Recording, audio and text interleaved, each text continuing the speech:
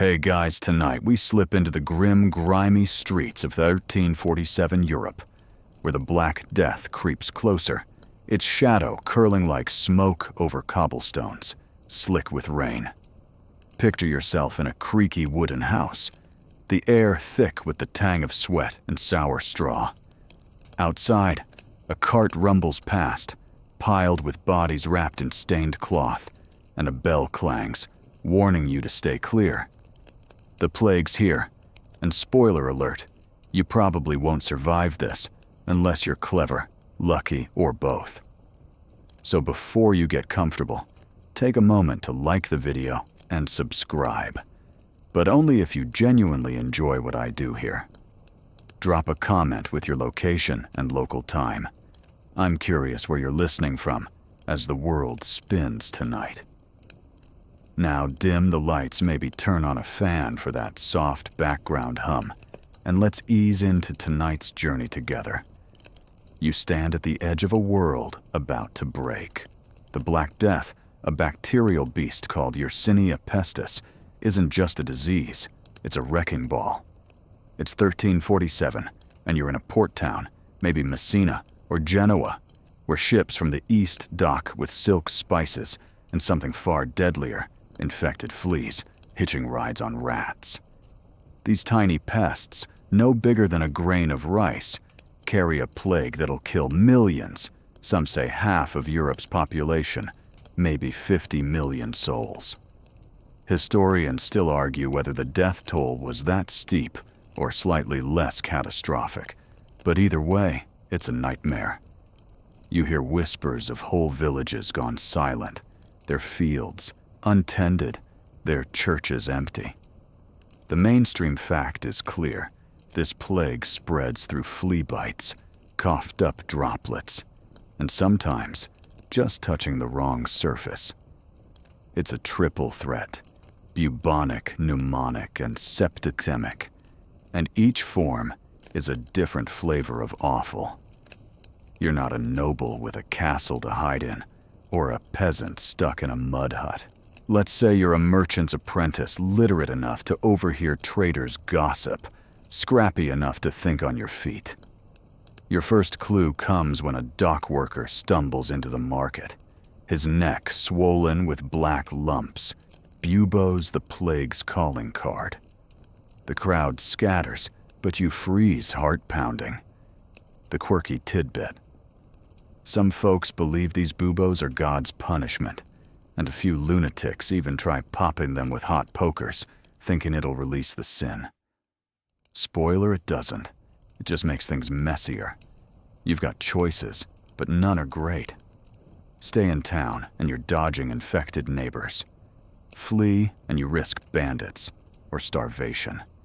The plague's already outpacing horses, spreading faster than news. You hear of a ship from Crimea, where the Mongols catapulted plague-ridden corpses into a besieged city, biological warfare, before anyone knew what bacteria were. That's how it hopped to Europe, and now it's your problem. You're not just fighting a disease, you're up against panic superstition and a society that's about to crack. Your first move is information. You slip into a tavern where sailors and peddlers swap stories over watery ale. The room smells of damp wool and burnt bread, and a one-eyed bard strums a lute, singing of death's black wings. You eavesdrop, piecing together the plague's path. It hit Sicily first, then crept north. A sailor swears he saw a man cough blood and drop dead in an hour. That's the pneumonic form, airborne and brutal. You make a mental note: avoid crowds, especially anyone hacking like they've swallowed a bellows. But knowledge isn't enough. You need a plan. The tavern's dirt floor crunches under your boots as you head out, passing a preacher yelling about the apocalypse. He's got a crowd, but you're not buying his repent or die pitch. Instead, you think about the rats. They're everywhere, skittering through alleys, gnawing on grain sacks. You've seen them on ships too bold as tavern drunks. If fleas are the problem, Rats are their taxis. You resolve to keep them out of your home, but that's easier said than done when your walls are wattle and daub, basically mud and sticks. You head back to your master's house, a narrow 2-story building with a shop below and living quarters above. The air inside is stale, and your master's wife is burning lavender to ward off miasma, the bad air everyone blames for disease. You don't know about germs, nobody does, but you're skeptical of the miasma theory. It's too vague, like blaming ghosts. Still, you don't argue. You help her stuff rags under the door, a flimsy barrier against the outside world. Your master's out, probably haggling over the last scraps of barley before prices skyrocket. You're alone with your thoughts, and they're racing. What's your next step? You could board up the windows, but that traps you with no fresh air. You could stockpile food, but markets are already bare. You think about the wealthy who are fleeing to their country estates. Good for them, but you've got no horse, no manor. You're stuck in this town where the church bells toll day and night, not for prayer, but for funerals. A grim joke pops into your head. At least the grave diggers are getting rich. You chuckle, then catch yourself laughing feels wrong when death's knocking. You climb to the attic where you sleep on a straw pallet. It's cramped with slanted beams brushing your head, but it's yours. You drag your pallet away from the wall, checking for rat holes. Sure enough, there's a gnawed gap where the wood meets the floor. You stuff it with a broken pot shard and some cloth, knowing it's a temporary fix. Downstairs, you grab a broom and sweep the shop, sending dust and rat droppings flying. It's not much, but it feels like defiance. You're not going down without a fight. The day ends with you sitting by a candle, its flame flickering as the wind sneaks through cracks. You're tired, but sleep won't come. Outside, a dog howls, and someone screams a sound that cuts off too fast. You wonder if you'll make it through this. Most won't. But you're not most people. You're already thinking ahead, planning how to outsmart the plague. Maybe it's the rats. Maybe it's the air, but you'll figure it out. Or at least you'll try. You blow out the candle, and the darkness feels heavier than usual. Tomorrow, you'll face new choices. Stay or go, trust or hide. For now, you lie back the straw poking through your blanket and listen to the distant bells. They're counting down the dead, but you're still here. And that's something. You wake to the creak of floorboards and the faint squeak of rats in the walls. The Black Death's grip on your town tightens, and you're stuck deciding, do you flee into the unknown or hunker down and fortify your creaky merchant's house? The air's damp, carrying the sour stink of unwashed bodies and rotting refuse from the street. You pull your cloak tight, not for warmth, but for comfort as you weigh your odds. Staying means facing the plague head-on, but running could mean starvation. Or worse, bandits don't care if you're infected. Your calloused hands grip the broom from yesterday's rat-sweeping spree, a reminder of the fight you're already in. Let's talk facts by 1348. The plague's tearing through Europe, hitting urban hubs hardest. Ports like yours are death traps with crowded streets and ships unloading fresh waves of fleas. Historians still argue whether fleeing to the countryside saved more lives or just spread the disease faster. Rural areas weren't exactly plague-proof, but there's a quirky tidbit. Some towns like Oberammergau in Bavaria survived by sealing their borders and praying hard, though prayer's track record is shaky at best. You're not running a town, just your own life, so you need a plan that doesn't rely on miracles. You step into the shop downstairs, where shelves once held bolts of cloth and sacks of grain. Now they're half empty, your master's trade crumbling as merchants vanish dead or fled. The front door's barred, but you hear shouts outside, a neighbor's carting away, a body, maybe his wife's. You shudder, remembering the dock workers' black buboes. Fleeing sounds tempting, but where to? The countryside's a gamble, fields are abandoned, and roving gangs prey on travelers. Plus, you've got no horse, just your worn boots, and a knife that's more for show than stabbing. You pace the shop boots, scuffing the uneven floor. Staying means turning this house into a fortress, but it's not exactly Camelot. The walls are thin, the windows just shutters, with gaps wide enough for a rat to waltz through. You could board them up, but that'd trap you in darkness, and you're not a mole. Instead, you start small. You drag a heavy crate to block the back door, where deliveries used to come. It's not perfect, but it buys you time if looters, or worse, come knocking. A grim joke hits you, at least the plague's equal opportunity. It doesn't care if you're rich or a rat chaser like you. You smirk, then wince as a scream echoes outside. Your master stumbles in his face, gray eyes darting. He's been at the docks trying to salvage deals, but the port's a ghost town. He mutters about a ship leaving for Spain, maybe a way out. You perk up, but he waves you off. No room for apprentices, he snaps, and you bite back a retort. He's scared, and scared people get selfish. You don't trust his escape plan anyway. Ships are floating plague boxes. You've seen sailors cough blood and collapse. No thanks. You're staying, but you'll need to be smarter than your master. You head upstairs, where his wife is praying by a crude wooden cross. She's burning sage now, the smoke stinging your eyes. You don't buy the miasma theory, but you let her have her rituals. You've got your own fortifying this house like it's a castle under siege. You start with the attic, your sleeping nook. The straw pallet's still rat-free thanks to yesterday's patchwork, but you double-check. No new holes. Good.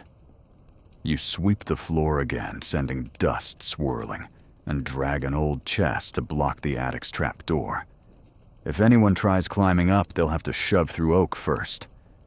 Downstairs, you tackle the windows. The shutters are flimsy, so you scavenge planks from a broken crate in the shop. Your hands ache as you hammer nails borrowed from your master's tool stash into the frames. It's not pretty, but it'll slow down intruders, human or rodent. You leave one shutter unboarded for light and air, but you drape it with a scrap of cloth to keep out prying eyes. The house feels smaller now, like it's holding its breath. You get it, you're holding yours too. Food's the next problem. The market's a mess with vendors jacking up prices or just gone. You've got a sack of barley and some dried fish in the pantry, but it won't last a month. You need to stretch it. You rummage through the kitchen, finding a jar of honey and some shriveled apples. Not gourmet, but they'll keep you alive. You hide half the food in the attic, wrapping it in cloth to mask the smell from rats. If your master notices, you'll play dumb. Survival's not about honesty. It's about staying one step ahead. You think about water. The town well's still open, but it's a plague hotspot. You've seen people crowd around it coughing and spitting. No way you're risking that. Instead, you grab every bucket and jug in the house, filling them from a rain barrel out back.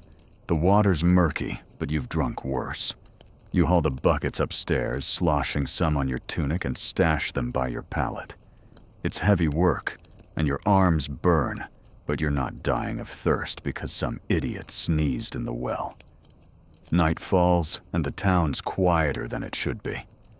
No drunken tavern songs, just the occasional sob or cartwheel creak. You light a candle, its glow barely reaching the room's corners. Your master's wife is asleep, clutching her cross. Your master's pacing, muttering about Spain again. You ignore him and focus on your next move. Fortifying the house is a start, but you need allies, someone to trade with, someone to watch your back. The baker down the street might be worth a visit. He's got flour, and you've got... well, you'll figure that out. You lie on your pallet, the straw poking your back. A rat squeaks somewhere below, and you tense, but it's distant. You've done what you can for now. The plague's out there, but you're not letting it in without a fight. A silly thought crosses your mind. If you survive, you'll tell everyone you outsmarted death itself. You chuckle softly, then stop. Laughter's risky when fate's listening. You close your eyes, the candle's faint warmth fading. Tomorrow you'll check the baker, maybe barter for bread. For now, you're safe, or as safe as anyone can be when the world's falling apart. The bells toll again, fainter now, and you drift toward sleep. Dreaming of a town that isn't choking on its own fear, you wake to the faint clatter of shutters and the acrid smell of smoke drifting through the cracks, someone's burning clothes or bodies nearby. The Black Death's tightening its chokehold on your town, and you're holed up in your fortified merchant's house, wondering if your barricades will hold. Yesterday's decision to stay feels heavier now, and your stomach twists as you think about the next hurdle: medieval medicine. You've heard the cures, leeches, bloodletting potions that sound like witches' brews, and none of them inspire confidence. You pull on your boots, their soles worn thin, and head downstairs, determined to figure out what passes for healing in this plague-ravaged world. The mainstream fact is, brutal medieval medicine was mostly guesswork, rooted in the four humors theory: blood phlegm, yellow bile, black bile. Doctors thought balancing these through bleeding or purging could cure anything, including the plague. Spoiler, it didn't. Most patients died faster from weakened bodies than from the disease itself. Historians still argue whether these treatments were pure quackery, or if some, like herbal poultices, occasionally helped by chance. Then there's the quirky tidbit some doctors prescribed eating crushed emeralds or drinking gold-infused wine, claiming it purified the soul. Only the rich could afford that nonsense, and they died just as fast. You step into the shop, where your master's wife is grinding herbs with a mortar and pestle, her hands trembling. The air's thick with the sharp tang of mint, and something earthier, maybe wormwood. She's making a poultice, swearing it'll keep the plague at bay. You're skeptical, but don't say so. She's clinging to hope, and you're not here to break her. Your master's gone again, probably chasing his Spain fantasy, leaving you to navigate this mess. You glance at the barred door, remembering the screams outside last night. No way you're trusting a doctor out there, not when they're as likely to kill you as cure you. You've heard about the treatments from tavern gossip and market whispers. Bloodletting's the big one. Barbers, not doctors, often do it slicing veins with dirty blades to drain bad humors. You wince imagining the rusty knife and the patient's screams. Then there's lancing buboes, those swollen, pus-filled lumps. Some say it releases the poison, others say it spreads it. You're not volunteering to find out. And don't get me started on the urine therapy. Yes, people drank it thinking it cleansed the body.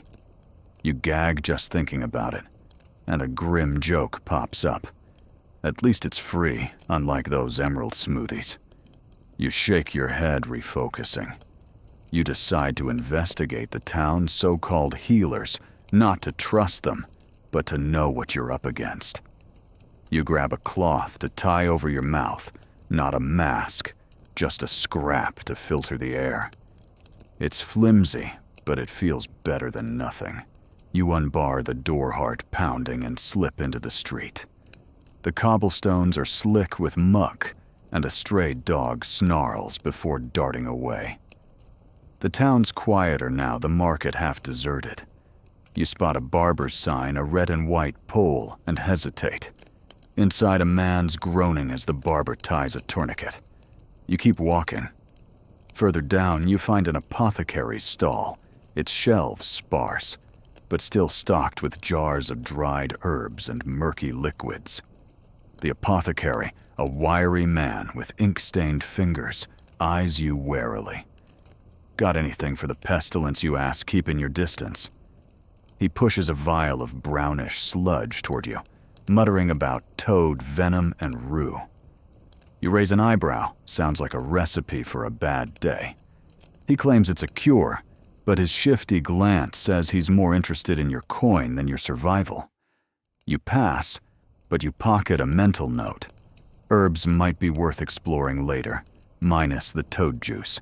You move on, weaving through alleys to avoid a crowd gathered around a preacher. He's waving a bone, supposedly a saint's relic, and promising salvation for a price. You roll your eyes. If bones cured plagues, the churchyards would be empty. But the crowd's eating it up, desperate for anything to believe in. You get it. Fear makes people cling to nonsense. A second joke hits you. Maybe the plague's just allergic to bad sermons. You smirk, then duck, as a woman coughs nearby, her face pale and sweaty. Back at the house, you bar the door and climb to the attic, your safe haven. The straw pallet's still rat-free, and your water jugs are untouched. You sit, catching your breath, and think about what you've seen. Medieval medicine's a gamble, and you're not feeling lucky. The barber's blade, the apothecary's sludge, the preacher's bones, they're all traps for the desperate. You're not desperate yet. You've got your wits, and you'll use them to sort fact from fiction. You think about the poultice your master's wife was making. Mint and wormwood aren't cures, but they might soothe symptoms or keep fleas away. You don't know about bacteria, but you've noticed fleas hate strong smells. It's a hunch, not science, but it's better than drinking urine. You head downstairs and ask her about the herbs.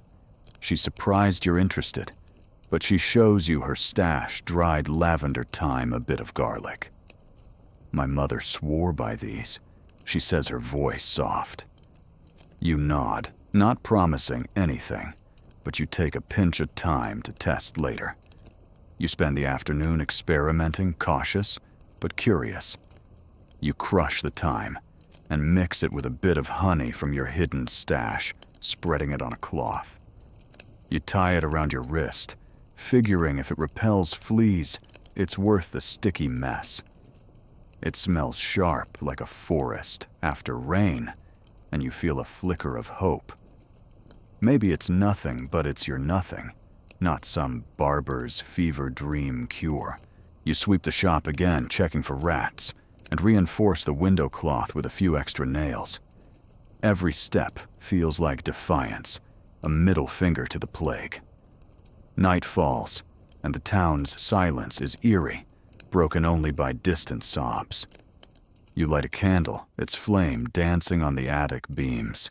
Your master's back, muttering about a blocked port, no Spain for him. He doesn't notice your herb experiment, and you don't tell him.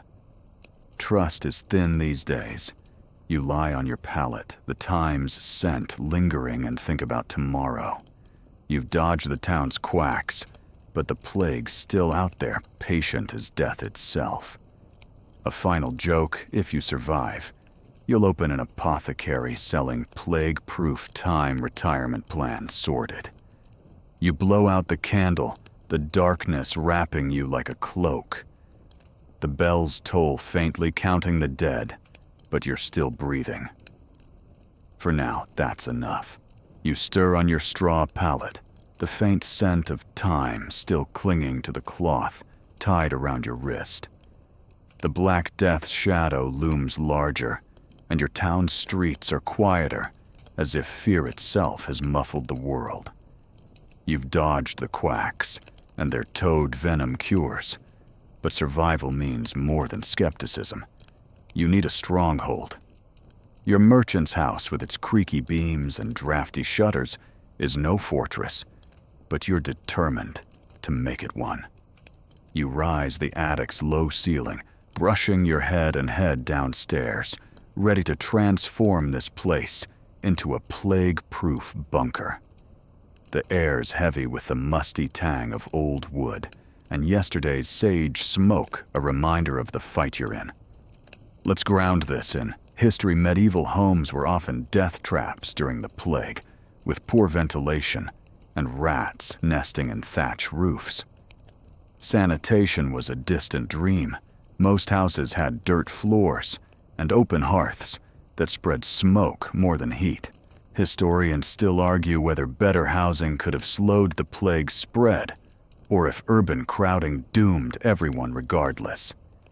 Here's the quirky bit: some folks believed hanging a live chicken over their bed would absorb the disease. Spoiler, the chicken didn't help, but it probably wasn't thrilled either. You start in the shop, where the shelves gape like missing teeth. Your master's wife is praying again, her cross clutched tight, and your master's out, still chasing his Spain pipe dream. You're on your own, and that's fine. You survey the house, 2 stories, a shop below, living quarters above, and your attic nook. The walls are wattle and daub mud and sticks, basically, and the windows are just shutters, one still draped with cloth from your earlier fix. Rats are your biggest worry, carrying those plague-ridden fleas you're desperate to avoid. You've already patched one hole, but you need to do more. You grab a broom and sweep the shop's dirt floor, kicking up dust that makes you cough. You tie your mouthcloth tighter, not trusting the air. The sweeping's not just for cleanliness, it's a rat hunt. You spot fresh droppings near a crate and curse under your breath. You drag the crate aside, revealing a gnawed hole in the wall big enough for a rat to slip through. You don't have plaster, but you scavenge a flat stone from the backyard and jam it into the gap, sealing it with mud scraped from the floor. It's messy, but it'll hold for now. A grim joke hits you: if rats paid rent, you'd be rich. You smirk, then keep moving. Next, the windows. You've boarded most, but the unboarded one's a weak spot. You decide to reinforce it not with planks, but with strategy. You find an old net used for catching fish, maybe, and drape it over the shutter's interior. It won't stop a determined thief, but it'll slow rats and maybe trap fleas. You tie it tight with twine your fingers sore from the knots. The net smells faintly of river muck, but it's better than nothing. You step back, admiring your work. The house feels a little less like a sieve. Ventilation's tricky. You need air to breathe, but open windows invite trouble. You notice the chimneys drawing poorly, smoke pooling in the room. You climb to the roof, careful not to slip on the slick tiles, and clear a clog of soot and leaves from the chimney's mouth. The breeze up here is fresh, a cruel contrast to the town's stench. You spot a plume of smoke rising from a distant bonfire, more bodies burning. You shudder and climb down, vowing to keep the hearth lit. Smoke might deter fleas, and you'll take any edge. Inside, you tackle the living quarters. The floor's strewn with straw, a rat's dream home. You sweep it into a pile and haul it outside, dumping it far from the house. You replace it with a thin layer of fresh straw, stolen from a neighbor's abandoned cart. It's not ideal, but it's cleaner. You check the bed, simple pallets like yours, and shake out the blankets watching for fleas. You find a few tiny black specks that make your skin crawl. You burn the infested blanket in the hearth, the flames crackling as you mutter about your luck. Water's still a concern. Your rain barrel stash is holding, but you need to purify it. Boiling's your best bet. Though nobody talks about germs, you just know bad water makes you sick. You drag a pot to the hearth and fill it with murky rainwater, setting it over the fire. The wood's running low, so you break an old stool for kindling. Your master won't be happy, but he's not here. The water bubbles, and you let it cool before pouring it into a jug. It tastes like ash, but it's safer than well water from the plague-ridden town square. You think about pests beyond rats. Flies buzz around the kitchen drawn to a scrap of fish. You swat them, then rig a trap, a jar with honey smeared inside, covered with a cloth, pierced with holes. The flies dive in but can't escape. It's not pretty, but it works. A second joke pops up. If the plague doesn't get you, the flies might throw a party first. You chuckle, then catch yourself. Laughter feels risky when death's circling. Night falls and the house is quieter, the town beyond it eerily still.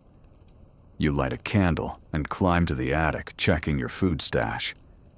The barley and fish are untouched, but you notice a faint chew mark on the cloth. Rats again. You rewrap the food in a tighter bundle and hang it from a beam out of reach. Your time cloth's still on your wrist, its scent fainter now. You crush more thyme and refresh it, hoping it's not just wishful thinking. You lie back, the pallet straw poking your spine. The house feels stronger, tighter, cleaner yours. But it's not enough. You need food allies, maybe a better plan. The baker down the street's still on your mind. His flour could be a lifeline. Tomorrow, you'll try bartering maybe with some of your hidden honey. For now, you're safe, or as safe as you can be. A final joke, if you survive. You'll write a book, How to Bunk Up and Beat the Plague. You grin, then blow out the candle. The darkness settles heavy but familiar.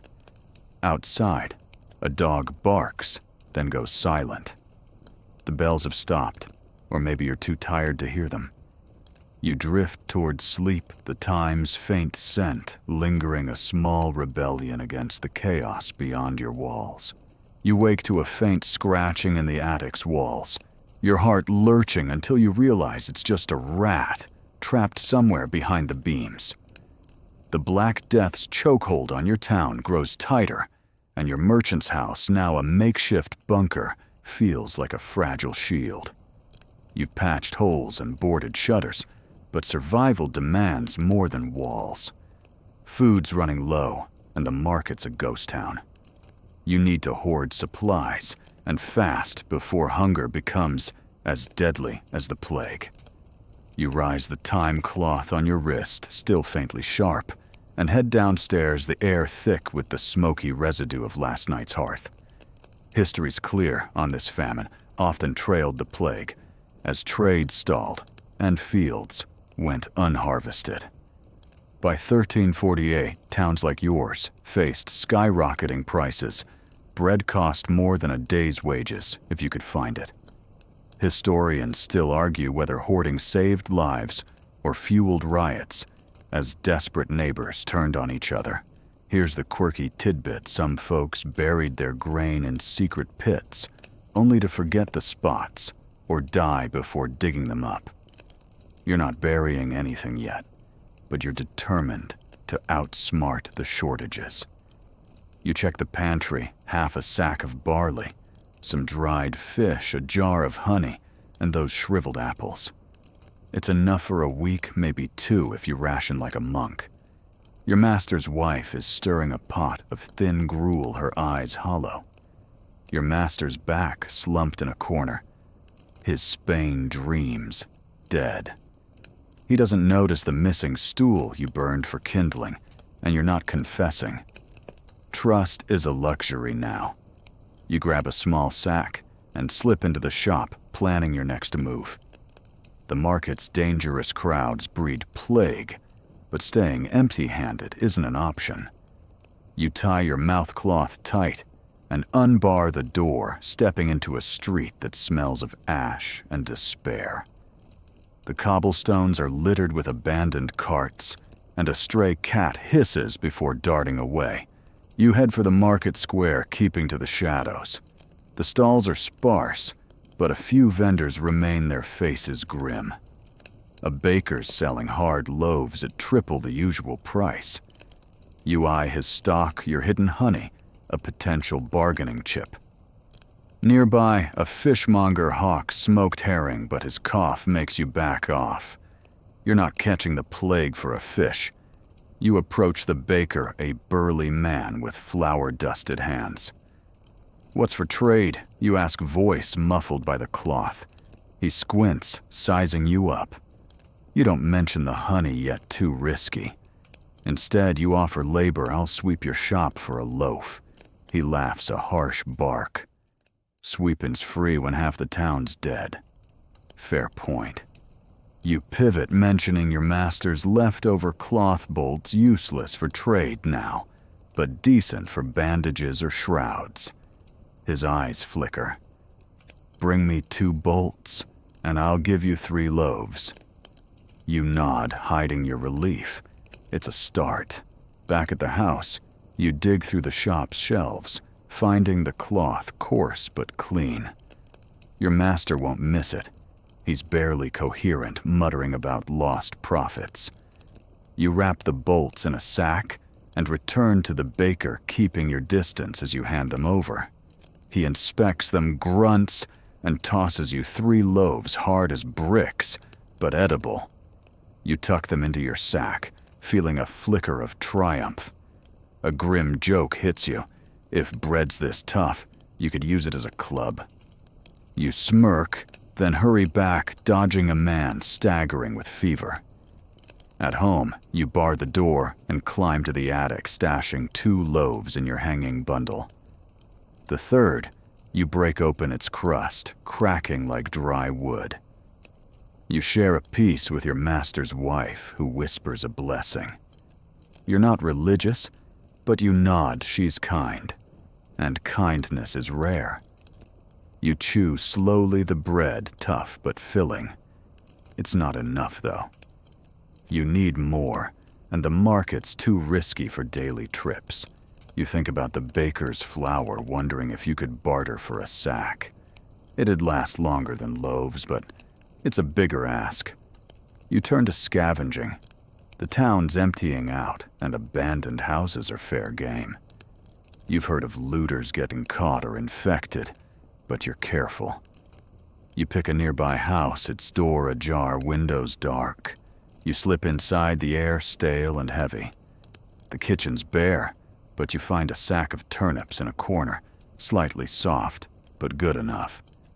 You take them, guilt prickling, and check the pantry, a jar of pickled eggs, a rarity. You grab it, then freeze, a cough echoes outside. You bolt sack in hand and make it home without being seen. Back in the attic, you inventory your haul. 3 loaves, turnips, eggs, and your original stash. You estimate 3 weeks' worth if you're strict, less if your master starts eating like a lord. You need to stretch it further. You experiment with the barley, grinding it into a coarse flour using a flat stone.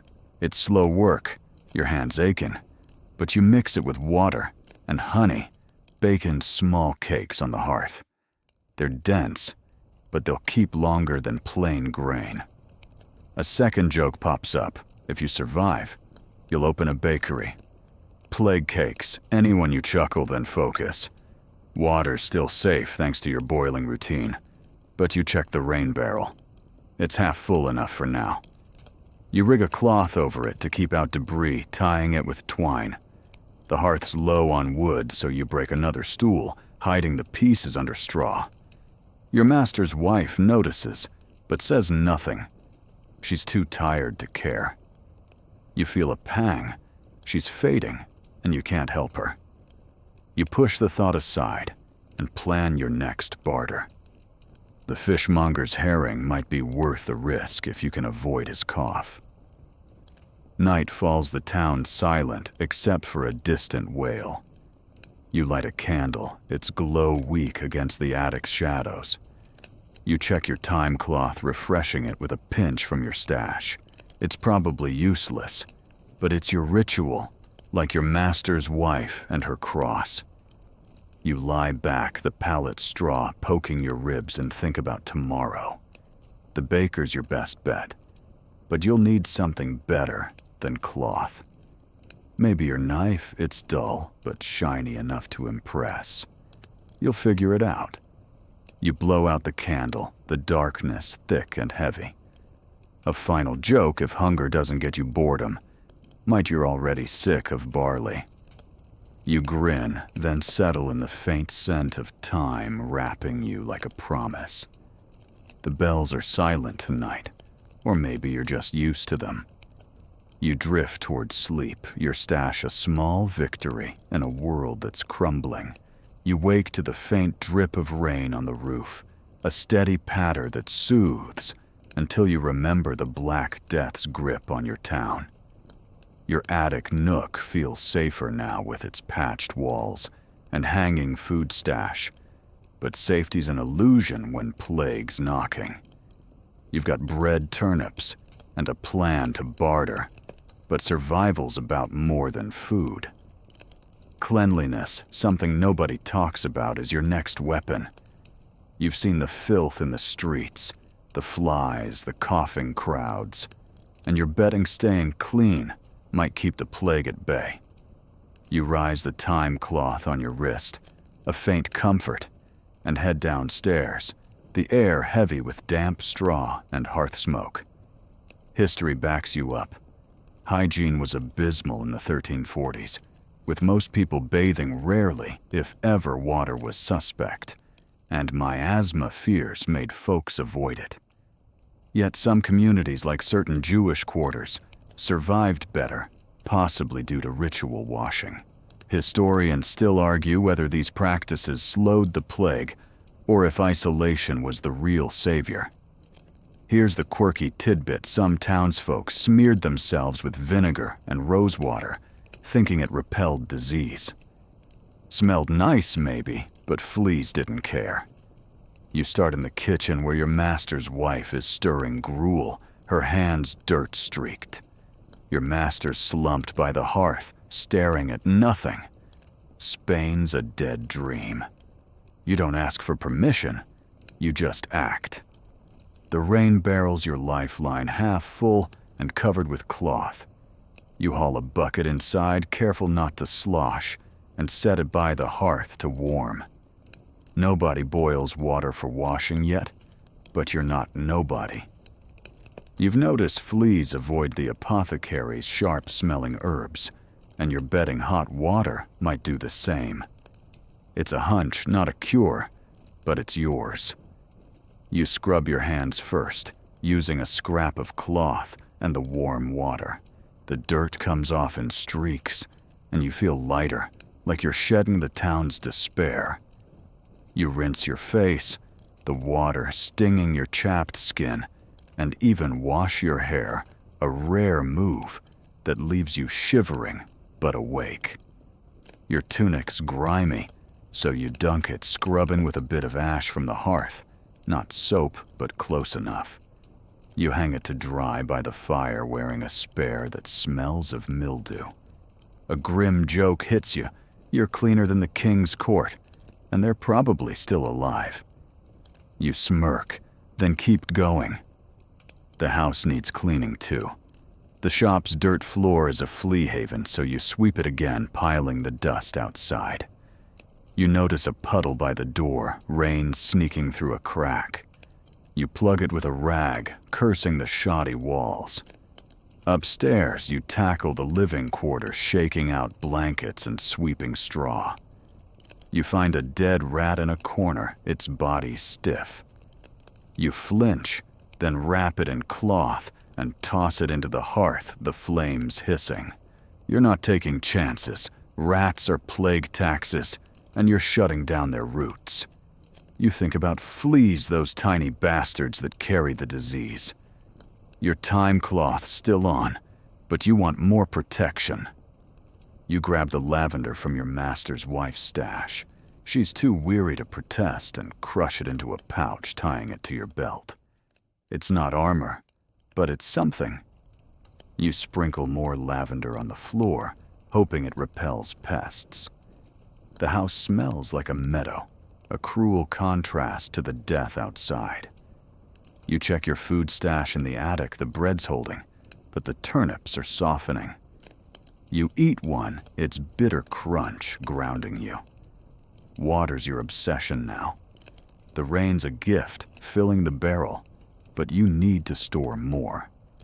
You scavenge every jug and pot in the house, filling them with boiled water. Your master grumbles about the wood you're burning, but you ignore him. He's not lifting a finger. You rig a shelf in the attic for the jugs out of rat reach. It's heavy work. Your arm's aching, but thirst won't kill you. You think about the town. Well, a plague trap you're avoiding. A second joke pops up. If you survive, you'll sell plague-proof water and retire rich. You chuckle, then refocus. You turn to your body again. Medieval folks didn't brush their teeth, but you've got a stick you've chewed to a frayed end close enough. You scrub your mouth, wincing at the taste of ash and thyme. Your boots are caked with street muck, so you scrape them clean, leaving the dirt outside. You even trim your nails with your knife, careful not to cut too deep. It's not vanity, it's survival. Every speck of filth is a risk, and you're not inviting the plague in. You check the house again, obsessive now. The net over the window's holding, but you tighten its knots. The hearth's low, so you break another stool. Your master's wife winces, but stays silent. You feel a pang. She's fading, and you're helpless. You push the thought aside and focus on the chimney climbing to the roof to clear more soot. The rain stopped, leaving the air sharp and cold. You spot a bonfire in the distance, its smoke curling like a warning. You climb down, vowing to keep the fire lit. Smoke might deter fleas, and you're all about edges. Night falls, the town silent except for a faint wail. You light a candle, its glow soft against the attic's beams. You check your stash. Bread, turnips, eggs, barley cakes. It's enough for now, but you're still planning a baker run. You refresh your time cloth, its scent a faint rebellion. You lie back, the pallet straw poking your spine, and think about tomorrow. Cleanliness is your shield, but it's not enough. You need more food, maybe allies. The fishmonger's herring haunts you, but his cough's a deal breaker. You blow out the candle, the darkness thick but familiar. A final joke: if the plague doesn't get you, you'll die of lavender overdose. You grin, then settle in the faint scent of herbs, wrapping you like a promise. The bells are silent tonight, or maybe you're too tired to hear them. You drift toward sleep, your clean hands a small victory in a world drowning in filth. You stir on your straw pallet, the faint scent of lavender and thyme mingling with the attic's musty air. The Black Death's stranglehold on your town feels tighter. The street's silent except for the occasional creak of a death cart. Your merchant's house is cleaner, sturdier with food stashed and water boiled, but now you face a new beast quarantine. The town's locking down, and you're trapped in a world of harsh rules and harsher consequences. You rise the floorboards creaking under your boots and head downstairs, the weight of isolation settling like damp fog. your time cloths still tied to your wrist, a small defiance against the chaos outside. History's brutal on this quarantine was a medieval lifeline, but it came at a cost. Towns like Venice and Dubrovnik pioneered it, sealing gates and marking infected houses with crosses, sometimes locking families inside to die. By 1348, your port towns following suit, with guards patrolling and rules enforced by fear. Historians still argue whether quarantine saved more lives than it doomed, as starvation and neglect killed those sealed away. Here's the quirky tidbit. Some folks bribed guards with gold, or even chickens to slip out, only to spread the plague further. You're not bribing anyone, you're too scrappy for that. But you need to navigate this lockdown without losing your edge. You step into the shop, where the air's thick with hearth smoke and the faint tang of boiled barley. Your master's wife is praying, her cross clutched tight, while your master paces, muttering about lost trade. The front door's barred, but you hear boots outside, guards marking houses. You peek through a shutter gap and see a red cross painted on a neighbor's door, a death sentence for whoever's inside. Your stomach twists. Quarantine means no market runs, no baker barters, no scavenging. Your food stash: bread, turnips, eggs, barley cakes has to last, and you're already rationing like a siege survivor. The rules are simple, but cruel. Nobody in, nobody out. Guards patrol the streets, their torches flickering like grim stars. Break quarantine, and you're fined, beaten. Or worse, some towns hang violators. You've heard of families sealed in their homes, left to rot with their dead. Your house isn't marked yet, but you're not taking chances. You check the door's bar, reinforcing it with a heavy crate. The windows are netted and boarded, but you double-check, tightening the twine. A grim joke hits you. You're not locked in, you're just really committed to staying home. You smirk, then refocus. You climb to the attic, your sanctuary, and inventory your supplies. 3 loaves, softening but edible, a sack of turnips, pickled eggs, barley cakes, honey, dried fish. Water jugs line the shelf, boiled and safe. It's enough for a few weeks if you're strict, but quarantine could last longer. You ration tighter, cutting your bread portion to a fist-sized chunk. Your master's wife notices but says nothing. She's too weary. Your master's useless, lost in his own despair. You're the one keeping this house alive, and it's a lonely job. You think about the guards. They're not your friends, but they're human, and humans can be bargained with. You've got no gold, but your knife, dull but shiny, might tempt one for news or a smuggled loaf. You tuck the idea away, not desperate enough yet. For now, you focus on the house. The hearth's low, so you break another stool, hiding the pieces under straw. The fire's your lifeline, keeping the air smoky to deter fleas. You sprinkle more lavender on the floor, its scent sharp against the damp. Quarantine's not just physical, it's mental. The silence is oppressive, broken only by your master's mutterings or distant screams. You need to stay sharp, so you invent routines. You sweep the shop daily, checking for rat droppings. You scrub your hands with boiled water, the ritual grounding you. You even talk to yourself, whispering plans to keep your mind from fraying. Remember that time cloth you mutter, tying a fresh one. It's probably useless, but it's yours, a thread of control in a world unraveling. You hear a knock, sharp, official. Your heart leaps. You creep to the door, listening. A guard's voice barks. Stay inside or face the rod. You don't reply, and he moves on. You exhale, realizing how close you are to being marked. You check the house again, obsessive now. The rat hole you patched is holden, but you add another stone for good measure. You climb to the roof, careful on the slick tiles, and clear the chimney smoke's your ally, and you won't let it clog. The town's a patchwork of red crosses below a map of death. You climb down, vowing to keep your door clean. Food's the real enemy now. You experiment with the barley cakes, mixing in crushed turnip for bulk. It's grim like eating dirt, but it stretches the supply. You share a cake with your master's wife, who forces a smile. She's fading, and you can't fix it. You push the thought aside and plan your next move. The fishmonger's herring still haunts you, but quarantines cut you off. You think about the abandoned house you looted.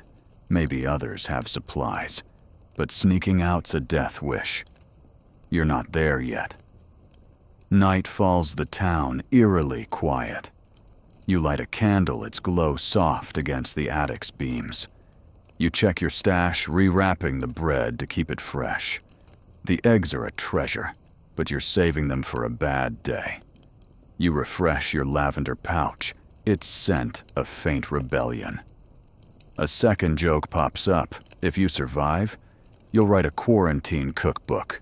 Turnip surprise. Anyone you chuckle, then lie back, the pallet straw poking your ribs. The isolation's heavy, but you're tougher. You think about the baker, wondering if he's still alive. Tomorrow, you'll listen for news through the shutters. You blow out the candle, the darkness thick but familiar. A final joke if the plague doesn't get you, cabin. Fever might. You grin, then settle in the faint scent of lavender wrapping you like a shield. The bells are gone tonight, or maybe you're too tired to hear them. You drift toward sleep, your routine's a small victory in a world locked down by fear. You wake to the faint creak of your attic's beams, the air heavy with the damp chill of quarantine. The Black Death's grip on your town is unrelenting, and your merchant's house, barricaded, cleaned, and stocked, feels like a fragile bubble. You've mastered the art of rationing turnips and dodging rats, but today, a new figure looms, the plague doctor. Whispers of their bird-like masks and strange cures have reached you through shutter gaps, and you're curious, maybe wary about what they offer. You rise the lavender pouch at your belt, a faint comfort, and head downstairs, the floorboards groaning under your boots. History's clear plague doctors were a 14th century mix of hope and horror. Hired by towns, they wore waxed cloaks and beak-shaped masks stuffed with herbs to block miasma. Their treatments, bloodletting mercury poultices, often did more harm than good. Historians still argue whether these doctors were brave or just profiteers risking death for coin. Here's the quirky tidbit: some plague doctors carried sticks to poke patients, keeping distance from the infected. Practical, sure, but it didn't exactly scream bedside manner. You step into the shop, the air thick with hearth smoke and the tang of boiled water. Your master's wife is praying her cross, a constant companion, while your master's slumped by the fire, muttering about lost ships. Quarantine's locked you in, but you hear boots, outside guards maybe, or something else. You peek through the shutter's net, spotting a figure in the street. A plague doctor, his beak mask glinting in the dawn. His cloak sweeps the cobblestones, and he's carrying a staff, tapping it like a warning. Your heart skips. Is he here to help, or mark your door with a red cross? You hesitate, then decide to watch. You climb to the attic where a loose roof tile gives you a view of the street. The doctor's at a neighbor's house, the one with the painted cross. He knocks, waits, then forces the door. You hear a scream cut short. He emerges, shaking his head, and a guard follows, nailing the door shut. Your stomach twists. Nobody's coming out of that house alive. The doctor moves on his staff, tapping, and you duck, not wanting his eyes on your roof. You're not sick, but quarantine doesn't care about truth. Back downstairs, you think about what you've heard. Plague doctors aren't healers. They're death's accountants, checking houses, prescribing cures that sound like torture. You've dodged barbers and apothecaries, and this feels worse. Their masks might block bad air, but you're betting they don't stop fleas. You check your lavender pouch, refreshing it with a pinch from your stash. Your time cloth still on your wrist, a ritual you cling to. Remember that vinegar nonsense, you mutter, recalling the rosewater fad. You're sticking with your herbs, not some beak-faced stranger's brew. You hear a knock, sharp, deliberate. Your breath catches. You creep to the door, listening. Open for inspection. A voice rasps, muffled by a mask. It's the plague doctor.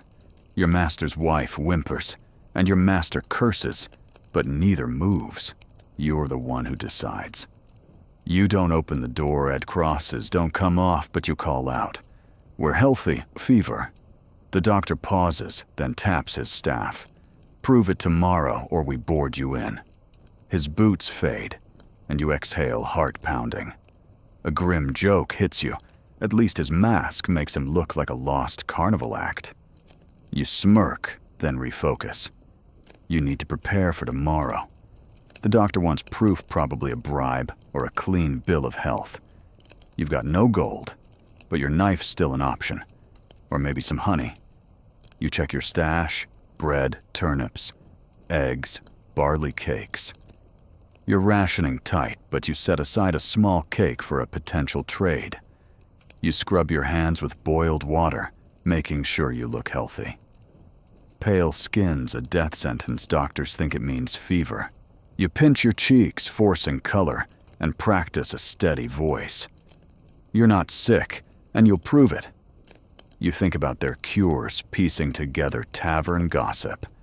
They use mercury, which burns the skin, or leeches, which suck you dry. Some burn herbs in the house, claiming it purges disease. You're not buying it.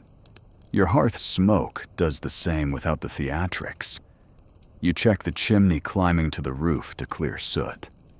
The town's a graveyard of red crosses, smoke rising from bonfires. You spot the doctor's cloak in the distance, moving like a ghost. You climb down, vowing to keep your fire lit. Fleas hate smoke, and you're not trusting a beak. Back inside, you reinforce the house. The door's crate is solid, but you add a second, your arms aching. You check the window nets, tightening knots. A dead flea's caught in one proof your traps work. You burn it in the hearth, the flames hissing. You sweep the shop, obsessive now, and sprinkle lavender on the floor. The house smells sharp, a rebellion against the plague's stink. You check your water jugs, still full, still boiled. You're not drinking death, not today. Night falls, the town silent except for a distant sob. You light a candle, its glow soft against the attic's beams. You check your stash, rewrapping the bread to keep it fresh. The eggs are your emergency fund, untouched. You eat a barley cake, its turnip grit, rough but filling. You think about the doctor's visit. If he comes, you'll show him clean hands, clear eyes, and a bribe if needed. You're not getting boarded in like your neighbors left to rot. A second joke pops up. If you survive, you'll sell plague doctor repellent, just lavender and attitude. You chuckle, then lie back, the pallet straw poking your ribs. You plan tomorrow's performance, steady voice, no cough, maybe a flash of honey. You refresh your time cloth, its scent a faint anchor. The doctor's staff echoes in your mind, a warning you won't ignore. You're tougher than he thinks, scrappier than the guards. You check the attic's rat patches still holding, and hang your lavender pouch higher out of reach. The house is your fortress, and you're its keeper. You blow out the candle, the darkness thick but familiar. A final joke if the plague doesn't get you. That doctor's mask might haunt your dreams. You grin, then settle in the faint scent of herbs wrapping you like a shield. The bells are silent tonight, or maybe you're too focused to hear them. You drift toward sleep, your defiance a small spark in a world drowned in fear. You wake to a faint hum of silence, the kind that presses against your ears when a town's too scared to breathe. The Black Death's claws dig deeper, and your merchant's house barricaded, scrubbed, and guarded against plague. Doctor's feels like a ship adrift. You've outsmarted quacks and quarantine so far, but now a new challenge looms faith. The church bells, once constant, are sporadic, and whispers of divine wrath swirl like smoke. You're not sure where you stand with God, but you need to wrestle with belief to keep your head above water. You rise the lavender pouch at your belt, a quiet anchor, and head downstairs, the air thick with hearth smoke and doubt. History shows faith was a double-edged sword during the plague. The Catholic Church, a cornerstone of medieval life, claimed the disease was God's punishment for sin, urging repentance through prayer and penance. Yet millions died, despite their devotion shaking trust in the clergy. Historians still argue whether the plague weakened the church's grip or strengthened it as survivors clung to ritual. Here's the quirky tidbit. Some fanatics called flagellants roamed Europe, whipping themselves to appease God. They thought blood equaled salvation. Spoiler, just spread fleas. You step into the shop where your master's wife kneels, murmuring prayers, her cross worn smooth from clutching. Your master's by the hearth, staring into the flames, his Spain dreams ash. The plague doctor's threat lingers. Prove you're healthy tomorrow, or face the Red Cross. You're not sick, but faith's a different beast. The town splits, some pray harder, others curse the heavens. You've seen preachers hawk relics, bones, splinters claiming they ward off death. You're skeptical, but doubt's a heavy load when everyone's looking for meaning. You check the shutters, peering through the net. The street's empty, but a faint chant drifts from the church square survivors, praying maybe flagellants. You shudder, remembering tavern tales of their bloody marches. You're not whipping yourself, but you get the urge to believe in something. Your time cloth, still tied to your wrist, feels like a talisman, a stand-in for faith. Remember that lavender pouch, you mutter, tightening it. It's not God, but it's yours, a scrap of control in a world gone mad. You sit by the hearth, the fire crackling as you think. Your master's wife offers you her cross, her eyes soft. It'll protect you, she says. You take it not to wear, but to be kind. She's fading, and you can't fix that. You've never been devout. Church was more habit than heart. But the plague's making everyone question why now. You think about the preacher you saw waving a saint's bone for coin. If God's punishing sin, that guy's first in line. A grim joke hits you. Maybe the plague's just God's bad aim. You smirk, then feel guilty. Laughing, feels wrong when she's praying. You decide to explore faith your way. You climb to the attic, your sanctuary, and sit by your food stash. Bread, turnips, eggs, barley cakes. You don't pray, but you talk whispering to nobody. If you're up there, give me a sign, just not a bubo. It's half joking, half real. You feel lighter, like you've shed some fear. You check your water jug, still full, and eat a barley cake. It's turnip grit, rough, but grounding. Routine's your religion. Now sweep, scrub, survive. It's not holy, but it keeps you sane. You hear a commotion outside, chants growing louder. You risk the roof, climbing carefully, the tiles slick from yesterday's rain. In the square, a group's gathered, some holding candles, others lashing themselves with ropes. Flagellants. Their leader, a gaunt man with wild eyes, shouts about Judgment Day. You watch, torn between pity and disgust.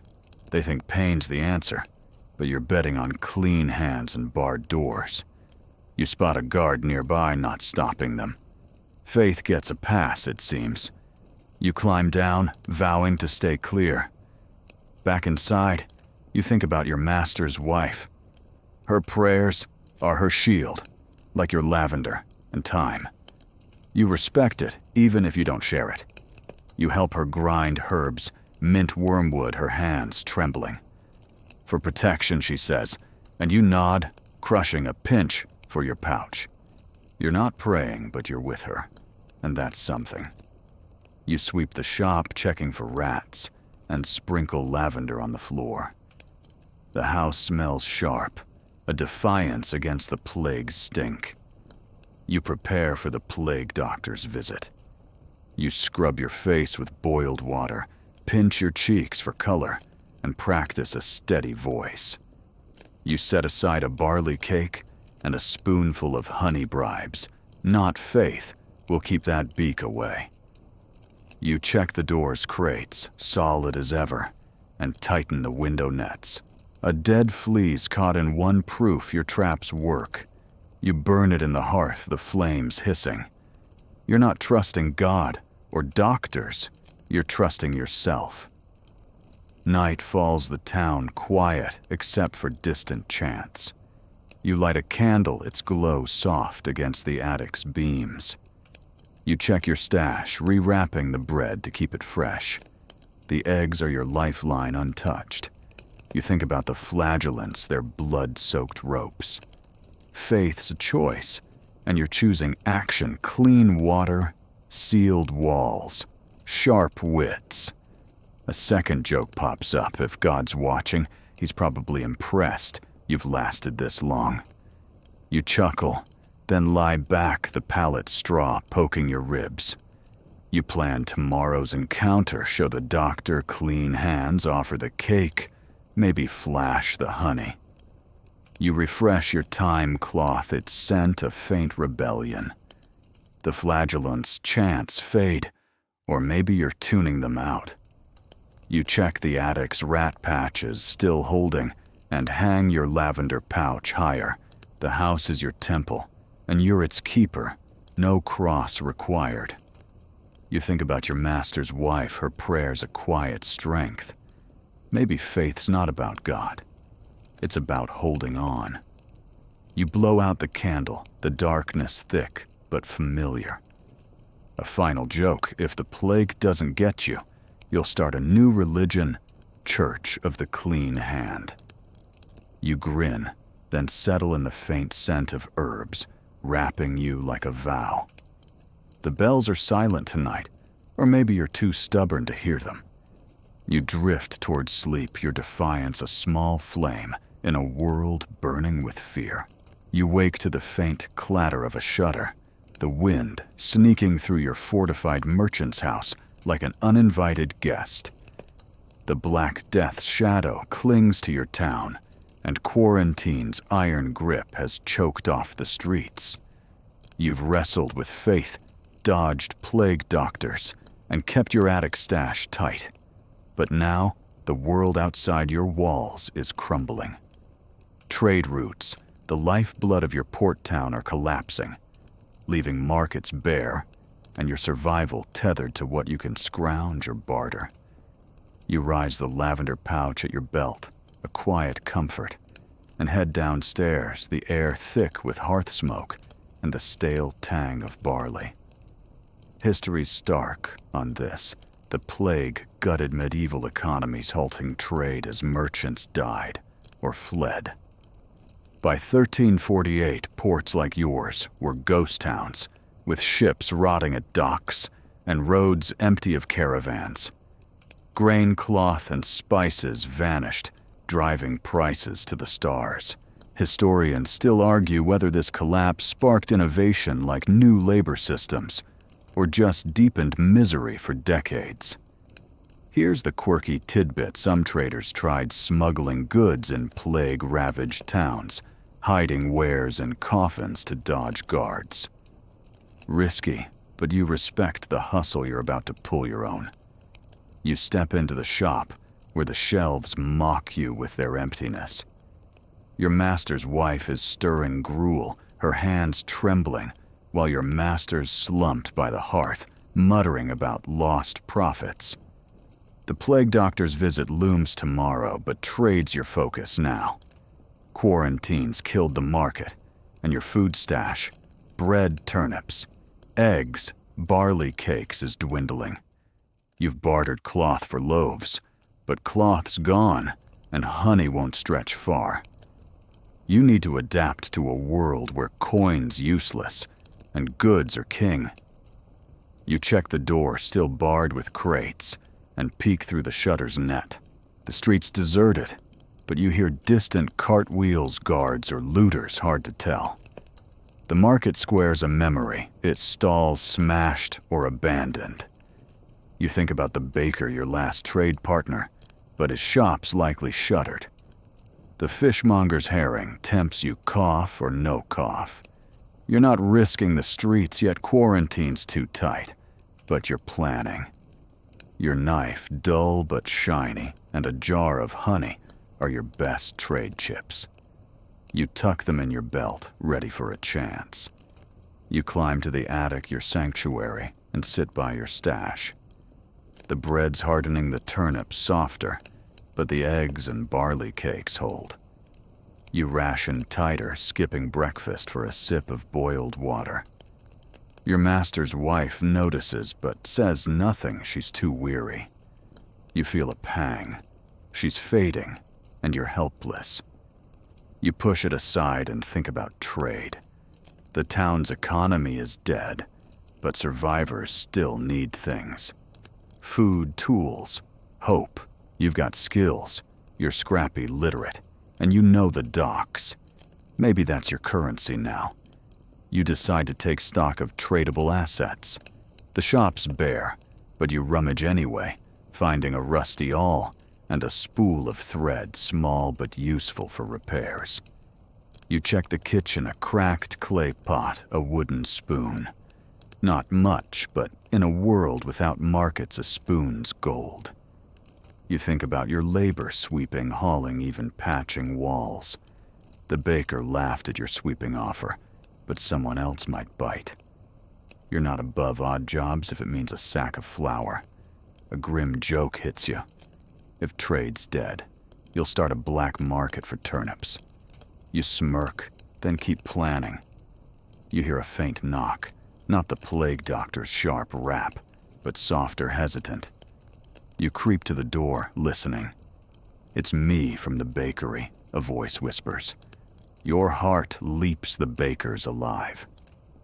You don't open the door, quarantine's rules, but you talk through the shutter.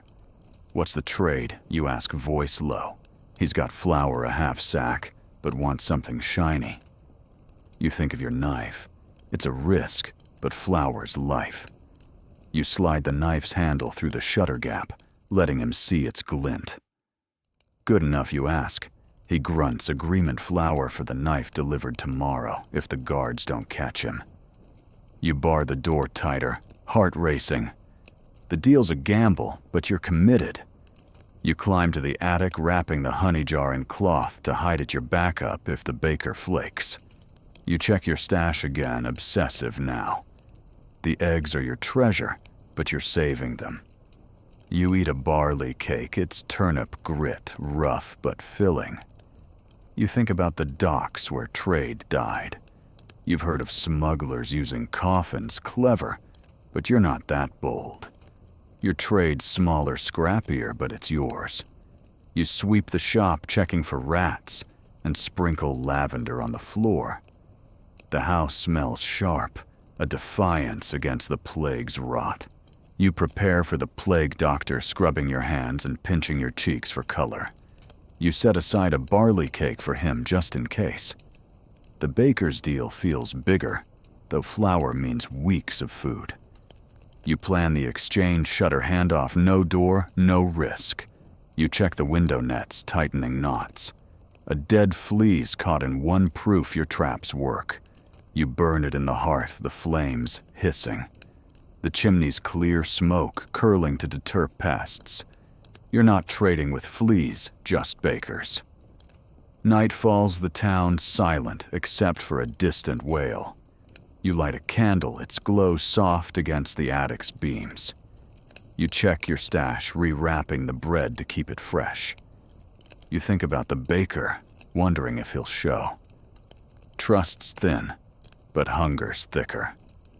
A second joke pops up. If you survive, you'll open a trade school smuggling 101 knives accepted. You chuckle, then lie back, the pallet straw poking your ribs. You plan tomorrow's moves, dodge the doctor, seal the flour deal, stay clean. You refresh your lavender pouch, its scent a faint rebellion. You blow out the candle, the darkness thick but familiar. A final joke, if the plague doesn't get you, you'll die of deal-making stress. You grin, then settle in the faint scent of herbs wrapping you like a vow. The bells are silent tonight, or maybe you're too focused to hear them. You drift towards sleep, your trade a small spark in a world where markets have gone to dust. You wake to a faint scuffle outside, the sound of boots crunching on cobblestones, muffled by your attic's thick walls. The Black Death's chokehold on your town tightens, and quarantine has turned your merchant's house into a lonely fortress. You've bartered for flour, dodged plague doctors, and wrestled with faith, but now the world's unraveling closer to home. Social bonds, neighbors, friends, even family are fraying, torn by fear and betrayal. You rise the lavender pouch at your belt, a quiet anchor, and head downstairs, the air heavy with hearth smoke and the sour tang of unwashed straw. History's brutal here. The plague shattered communities, turning neighbors into strangers. Fear of infection made people shun each other, and quarantine rules fueled mistrust. Some reported sick families for rewards or to save themselves. Historians still argue whether this social collapse was universal or if some towns held together through shared hardship. Here's the quirky tidbit. In some places, people left plague gifts, food, or herbs on doorsteps, a silent apology for abandoning their neighbors. You're not expecting gifts, but you're learning fast that trust is a rare coin. You step into the shop where your master's wife is stirring gruel, her eyes distant. Your master's by the hearth, muttering about the baker's visit. He overheard your deal and wants a cut. You ignore him. He's done nothing but sulk since Spain fell through. The flour's coming today if the baker doesn't betray you. You check the shutter's net, peering out. The street's quiet, but you spot a neighbor, old Marta, slipping a note under a door across the way. It's not a gift. Her shifty glance screams informant. Your stomach twists. Betrayal's closer than you thought. You think about your town's bonds. The baker's your only ally, and even that's shaky. He's trading for profit, not friendship. The fishmonger's cough makes him a risk, and the apothecary's too greedy.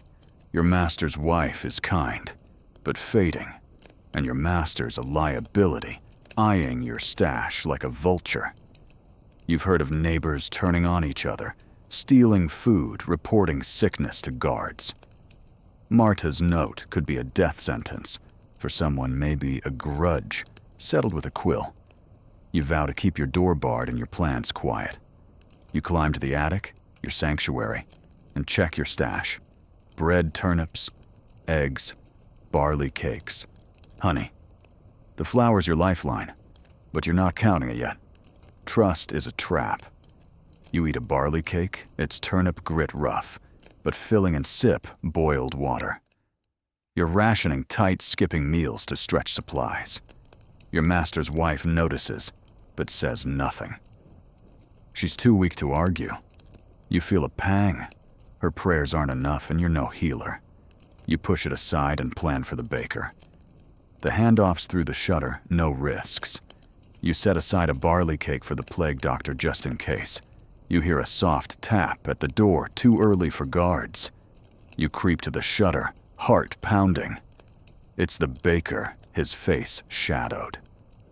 "Flowers here," he whispers, holding a sack. You check for tricks, then pass the knife's handle through the gap, its glint sealing the deal. He slides the sack under the door, heavy with promise. You pull it inside, barring the door fast. Your master lurches forward, grabbing for the sack, but you block him. "It's mine," you snap, voice low. He backs off, muttering, but his eyes burn. You've got a new enemy inside your walls. You haul the flour to the attic, hiding half in a crate under straw. The rest you leave downstairs, a decoy for your master. You check the sack, coarse flour enough for weeks if you're careful. You mix a handful with water and honey, baking small cakes on the hearth. They're dense, but edible, a victory. You share one with your master's wife, who forces a smile. Your master takes two, not asking. You let it slide this time. A grim joke hits you if betrayal's a disease your master's infected. You smirk, then refocus. You think about Marta's note. She's always been sour, but snitching's a new low. You've heard of guards paying for tips, trading food for names. You check the door's crates, solid as ever, and tighten the window nets. A dead flea's caught in one proof your traps work. You burn it in the hearth, the flames hissing. You sweep the shop, checking for rats, and sprinkle lavender on the floor. The house smells sharp, a defiance against the town's rot. You're not just fighting plague, you're fighting human nature. You hear shouts outside, guards dragging someone away. You risk a peek, it's the neighbor Marta, snitched on his hands, bound. His wife screaming, but the guards don't flinch. You duck, heart racing. Betrayal's not just personal, it's policy. You think about your allies, only the baker, and he's no friend. You need someone to watch your back, but trust's a gamble. You consider the old widow down the street, she's quiet, keeps to herself. Maybe she's worth a talk if quarantine eases. For now, you're alone. Night falls the town, silent, except for a distant sob. You light a candle, its glow soft against the attic's beams. You check your stash, rewrapping the bread to keep it fresh. The eggs are your treasure untouched. You think about your master, his greedy grab for the flour. You'll watch him closer now. A second joke pops up if you survive.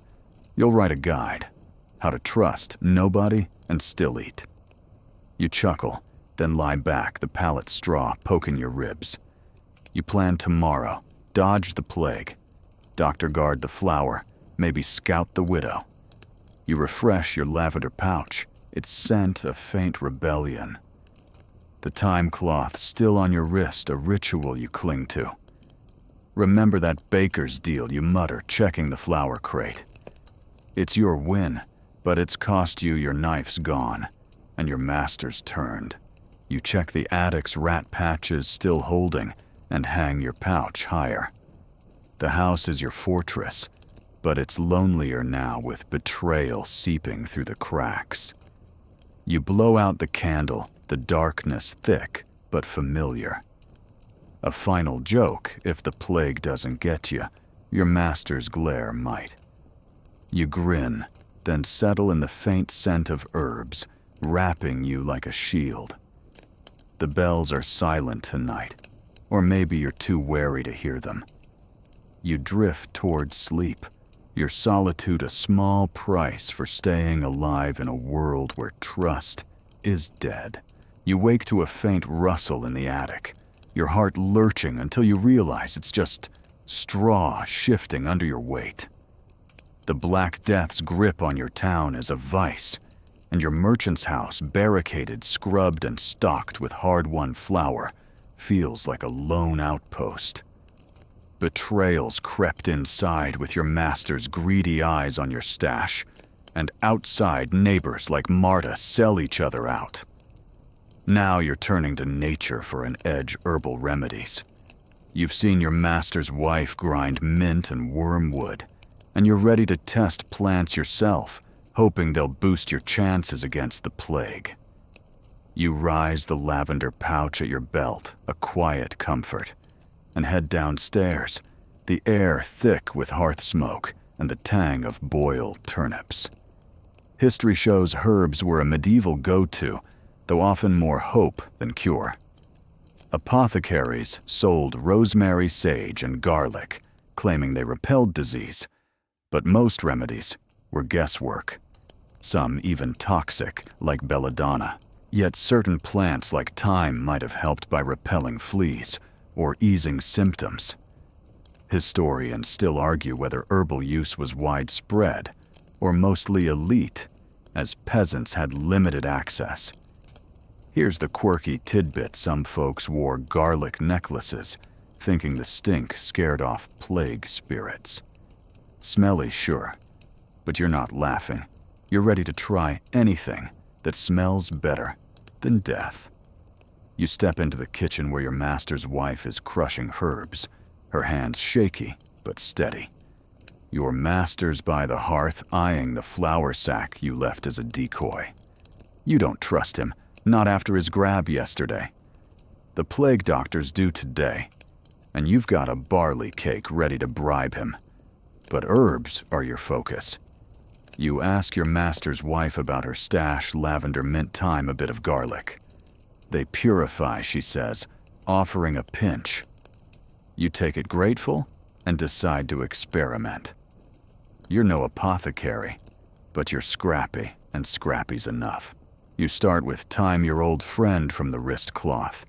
You crush a handful with a stone, its sharp scent waking your senses. You mix it with honey from your hidden stash, making a thick paste. You spread it on a cloth, tying it to your belt beside the lavender pouch.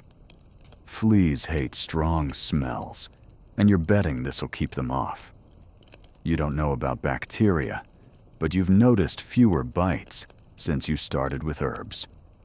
You make a second batch, smearing it on the window nets, extra armor for your house. A grim joke hits you: if the plague doesn't get you, you'll smell like a walking garden. You smirk, then keep going. You try garlic next, peeling a clove from your master's wife's stash. It's pungent, burning your eyes as you crush it. You mix it with boiled water, making a thin rinse, and scrub your hands with it. Your skin stings, but you feel cleaner, like you're shedding the town's filth. You don't drink it. Garlic necklaces are one thing, but you're not that desperate. You sprinkle the leftover pulp around the shop's corners, hoping it deters rats. The house smells like a tavern kitchen, a defiance against the plague's rot. You check the hearth, adding a broken chair leg to keep the smoke going. Fleas hate that too. You think about other herbs. Mint's in short supply, but you crush what's left, mixing it with barley flour for a small cake. It's not medicine, just a morale boost, and you share one with your master's wife. She smiles, a rare flicker of light. Your master grabs one without asking, and you let it slide. He's a problem for later. You're focused on survival, not fights. You check your stash in the attic: bread, turnips, eggs, barley cakes, hidden flour. The eggs are your treasure untouched, but the turnips are softening. You eat one, its bitter crunch grounding you. You hear a sharp knock at the plague doctor. You creep to the shutter, heart pounding. His beak mask looms, staff tapping. "Show yourself," he rasps. You untie the net, showing clean hands and a steady voice. "No fever here," you say, sliding the barley cake through the gap. He grunts, takes it, and moves on, no red cross for your door. You exhale, barring the door fast. Your herbs didn't save you, but your wits did. You refresh your time-paced, its scent a quiet rebellion. Remember that lavender pouch, you mutter, tightening it. It's your ritual, like your master's wife's cross. You experiment, more cautious but curious. You boil lavender with water, making a rinse for your face. It's soothing, though probably useless against plague. You don't care. It's yours, a choice in a world of none. You check the shop, sweeping for rats, and find a fresh hole. You curse, plugging it with a stone and mud. The garlic pulp scattered. Rats don't like it, but they're bold. You sprinkle, more obsessive now. You check the window nets, tightening knots. A dead flea's caught in one proof your traps work. You burn it in the hearth, the flames hissing. You think about the town's apothecary, his toad venom sludge a distant memory. Herbs are better, but scarce. You're lucky your master's wife shared hers. You plan to ask for more, maybe trade a turnip. She's faded, and you're helpless, but kindness is your currency now. You check your water jugs, still full, still boiled. You're not drinking death, not today. The chimney's clear smoke, curling to deter pests. You're building a fortress of scent and stubbornness, one herb at a time.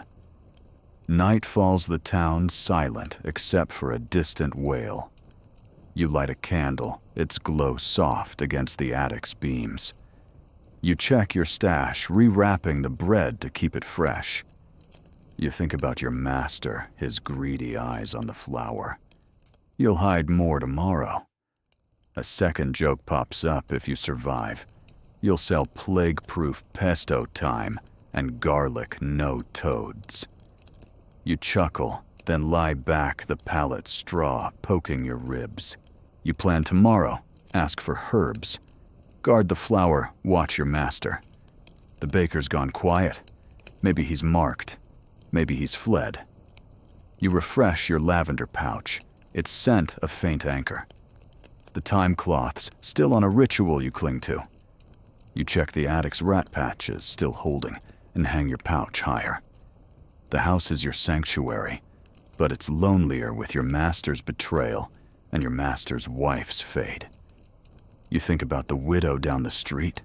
Maybe she's an ally if you can reach her. For now, you're your own strength, herbs and all. You blow out the candle, the darkness thick but familiar. A final joke, if the plague doesn't get you, you'll choke on garlic fumes. You grin, then settle in the faint scent of herbs, wrapping you like a vow. The bells are silent tonight, or maybe you're too focused to hear them. You drift toward sleep, your herbal defiance a small spark in a world drowning in fear. You wake to a faint skitter in the attic's walls, your pulse spiking until you realize it's just a rat trapped somewhere behind the beams. The Black Death's shadow clings to your town, and your merchant's house, barricaded, scrubbed, and scented with time, feels like a fragile raft in a storm. You've outsmarted plague doctors and mastered herbs, but now you're looking to unlikely allies' animals. Rats are your enemy, but other creatures, cats, dogs, even livestock, might tip the scales in your favor. You rise the lavender pouch at your belt, a quiet comfort, and head downstairs, the air thick with hearth smoke and the faint tang of garlic from yesterday's experiments. History shows animals were both curse and blessing during the plague. Rats and their fleas spread Yersinia pestis, but cats, natural hunters, could thin their numbers. Dogs guarded homes, and livestock provided food when they weren't dying of neglect. Historians still argue whether towns with more cats fared better, or if the plague's spread was too relentless for pets to matter. Here's the quirky tidbit: some folks believed cats were witches' familiars and killed them, accidentally boosting rat populations. You're not that foolish. You're ready to recruit any claw or bark that helps. You step into the shop, where your master's wife is stirring gruel, her hands trembling. Your master's by the hearth, eyeing the decoy flour sack. His betrayal a silent threat. You ignore him and focus on animals. The town's gone quiet, but you've heard stray dogs howling and seen cats slinking through alleys. Your house has no pets. Your master's too cheap, but you're thinking about changing that. You check the shutter's net, peering out. A scrawny cat darts across the street, chasing something small. Your eyes light up. That's your soldier. You decide to lure it. You grab a scrap of dried fish from your stash, not easy to part with, but worth it. You crumble it near the door, leaving the shutter cracked just enough. You wait, heart pounding, as the cat creeps closer, its eyes glinting. It snatches the fish and bolts, but you're patient. You leave another scrap, this time inside the shop. By noon, the cat's back, wary but hungry. You name it Shadow, not for its color, but for its stealth. A grim joke hits you. If Shadow catches rats, you'll knight it. Sir Paw's Plague Slayer. You smirk, then keep coaxing. You think about dogs. A neighbor had one, a shaggy mutt that barked at guards. It's probably loose now, scavenging. Dogs aren't ratters like cats, but they're loud, and noise means warning. You've heard looters in the streets. Your crates won't stop a determined thief. You decide to scout for the mutt later, maybe bribe it with a turnip. For now, Shadow's your focus. You leave a clay dish of boiled water for it, not wanting it to wander. It drinks, then curls up in a corner watching you. You've got an ally, and it feels like a win. You check the house for rat signs. The garlic pulp you sprinkled is scattered. Shadow's work, maybe. You find a fresh hole near the shop's back wall and curse plugging it with a stone and mud. You sprinkle more garlic, hoping it works with Shadow's hunting. You sweep the floor, obsessive now, and check the window nets. A dead flea's caught in one proof your traps are still sharp. You burn it in the hearth, the flames hissing. You're building a team, cats, herbs, smoke against the plague's army of pests. You think about livestock. The town had goats and chickens, but most are dead or stolen. You've heard of farmers slaughtering herds to avoid starvation, but quarantines cut you off from that. Your eggs are your only livestock, and you're guarding them like gold. You check your attic stash: bread, turnips, eggs, barley cakes, hidden flour. The turnips are soft, but you eat one, its bitter crunch grounding you. You share a barley cake with your master's wife, who's fading faster. Your master takes one without asking, and you glare. He's a rat in human form. You hear a low growl outside. You peek through the shutter. It's the neighbor's mutt sniffing Marta's door. Your heart leaps. You grab a turnip, soft but edible, and toss it through the shutter gap. The dog snatches a tail, wagging, and lingers. You name it Bark, for obvious reasons. You toss another scrap, luring it closer. It's no guard dog yet, but it's a start. You leave a dish of water by the door, hoping it sticks around. A second joke pops up. If you survive, you'll open a plague zoo. Cats, dogs, maybe a grumpy turnip. You chuckle, then refocus. You reinforce the house, checking the doors, crates, and tightening the window nets. The chimney's clear smoke curling to deter fleas. You add a broken stool to the hearth. Your master's wife winces, but stays silent. You feel a pang. She's slipping, and you're helpless. You push it aside and check your stash again. The flour's your lifeline, but you hide another handful in a cloth out of your master's reach. Shadows purring in the shop a small comfort. Barks outside growling at shadows. You're not alone anymore. You think about the plague spread.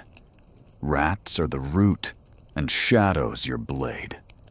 You scatter more fish scraps in the shop, training Shadow to hunt there. You check the attic's rat patches still holding, and hang your lavender pouch higher. The time cloth still on your wrist, its scent a faint rebellion. Remember that garlic rinse you mutter refreshing it. Your hands sting, but you're clean, and clean's your edge. You plan to lure Bark closer tomorrow. Maybe tie a rope to make him a proper guard. Night falls the town silent except for Bark's distant bark. You light a candle, its glow soft against the attic's beams. You check your stash, rewrapping the bread to keep it fresh. The eggs are your treasure untouched. You think about your master, his greedy eyes on the flour. You'll watch him closer. Shadow's asleep in the shop. Bark's prowling outside. A final joke, if the plague doesn't get you, you'll die of pet-sitting stress. You grin, then lie back, the pallet straw poking your ribs. Tomorrow, train Shadow. Bribe Bark. Dodge your master. You blow out the candle, the darkness thick but familiar. The faint scent of herbs wraps you like a vow, and Shadow's purr hums below. The bells are silent tonight, or maybe you're too focused to hear them. You drift towards sleep, your animal allies a small spark in a world crawling with death. You wake to a soft thud in the attic, your heart racing until you spot Shadow, your new cat ally pouncing on a stray straw. The Black Death's grip on your town feels like a noose, and your merchant's house barricaded, scented with herbs, and patrolled by a scrappy feline holds fast, but only just. You've got Flower, a wary dog named Bark outside, and a master who's more foe than friend. Now you're facing a quieter enemy, your own mind. The quarantine's endless days and the plague's relentless toll are gnawing at your sanity, and you need tricks to keep despair at bay. You rise the lavender pouch at your belt, a faint comfort, and head downstairs, the air thick with hearth smoke and the tang of boiled turnips. History shows the plague wasn't just a physical killer, it broke minds too. Isolation loss and fear drove some to madness, with records of people talking to walls or dancing in streets lost to grief. Medieval folks used storytelling music or crude games to cope, though few wrote about it. Historians still argue whether these mental tricks helped, or if despair was universal, especially for the poor. Here's the quirky tidbit some carved wooden plague saints to talk to, treating them like friends. You're not whittling saints, but you're ready to play mind games to stay sharp. You step into the shop, where your master's wife is praying her cross a lifeline. Your master's by the hearth, eyeing the decoy flour sack, his greed a constant threat. Shadows curled in a corner, purring softly, a small win. You check the shutter's net, peering out. The street's empty, but Bark's growl echoes nearby, guarding your door. You're locked in, but your mind's the real cage. The silence, broken only by your master's mutterings, feels heavier than the plague itself. You need to keep it together, or you'll crack like the town's abandoned carts. You start with routine, your anchor. You sweep the shop, checking for rat droppings, shadows keeping them at bay. You scrub your hands with garlic, rinse the sting, a reminder you're alive. You refresh your time cloth, its scent, a rebellion against fear. Remember that lavender pouch, you mutter, tightening it. You check your attic stash, bread, turnips, eggs, barley cakes, hidden flour. The eggs are your treasure untouched. You eat a barley cake, its turnip grit, rough, but grounding, and sip boiled water. Routine's your first trick, every task. a defiance of despair. You try storytelling a medieval favorite. You sit by the hearth whispering a tale to Shadow about a sailor who outsmarted a sea monster. It's half remembered from tavern nights, but it feels good, like you're weaving a shield. Your master's wife listens, her eyes flickering with interest. You embellish, giving the sailor a cat like Shadow. She smiles, a rare gift. Your master snorts, but you ignore him. He's no audience. The story's for you, a spark to light the dark. A grim joke hits you. If you survive, you'll tell plague tales, the rat-slaying cat chronicles. You smirk, then keep going. You invent a game, something to break the monotony. You carve a grid on a scrap of wood, with your knife gone now traded for flour, and use pebbles as markers. It's a crude tic-tac-toe, but it's yours. You teach Shadow, sort of. She bats the pebbles, scattering them. You laugh, the sound strange in the quiet house.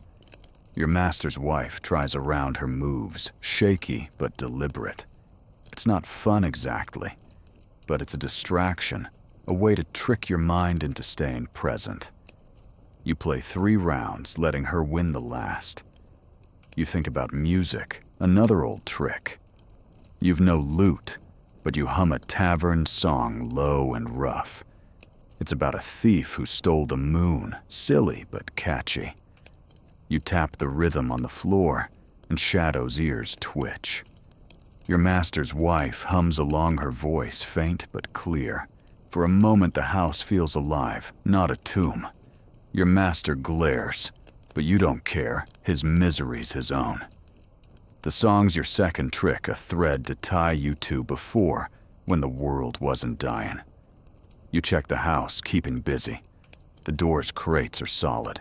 The window net's tight. A dead flea's caught in one proof your traps work. You burn it in the hearth, the flames hissing. You sprinkle lavender on the floor, its scent sharp against the plague's rot.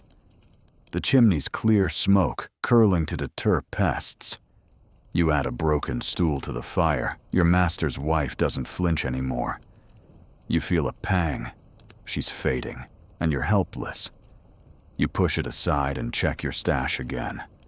The turnips are soft, but you eat one, its bitter crunch, a reminder to stay tough.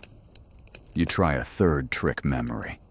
You close your eyes and picture the docks before the plague ships, unloading silks, sailors laughing, the air salty and free. You hold the image, letting it drown the fear. You whisper details to yourself, the creak of ropes, the glint of waves. It's not escape, but it's close away to fool your mind into hope. You think about the widow down the street. Maybe she's doing the same, remembering better days. If quarantine eases, you'll talk to her. For now, your memories are your allies, like Shadow and Bark. You hear Bark's growl outside, sharper now. You peek through the shutter, he's chasing a shadow, maybe a looter. You toss a turnip scrap, keeping him close. He's no pet, but he's yours, a barking shield. Shadow's purring in the shop, hunting rats in her sleep. Your tricks, routine stories, games, songs, memories are working, keeping the darkness at bay. A second joke pops up. If you survive, you'll write a plague self-help book, mind games for the end of days.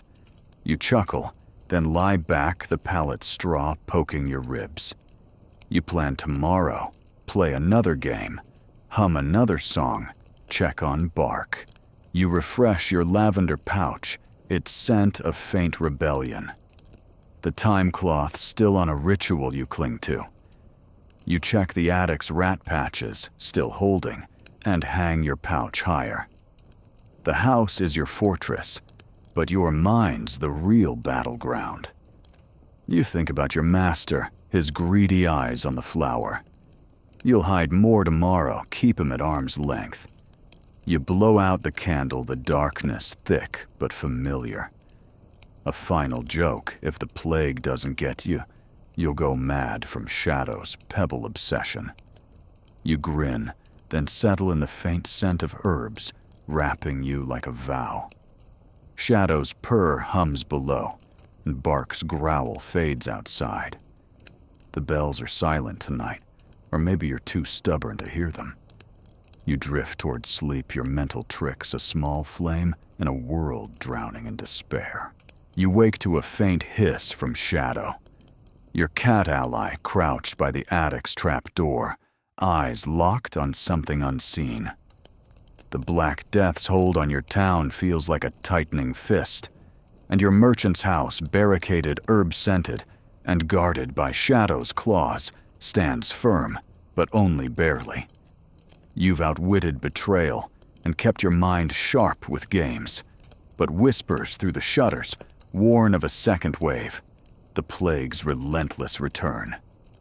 You rise the lavender pouch at your belt, a quiet comfort, and head downstairs, the air thick with hearth smoke and the sour tang of softening turnips.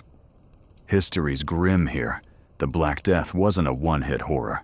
It struck in waves with the first peak in 1347-48, followed by resurgences that killed those who thought they'd survived.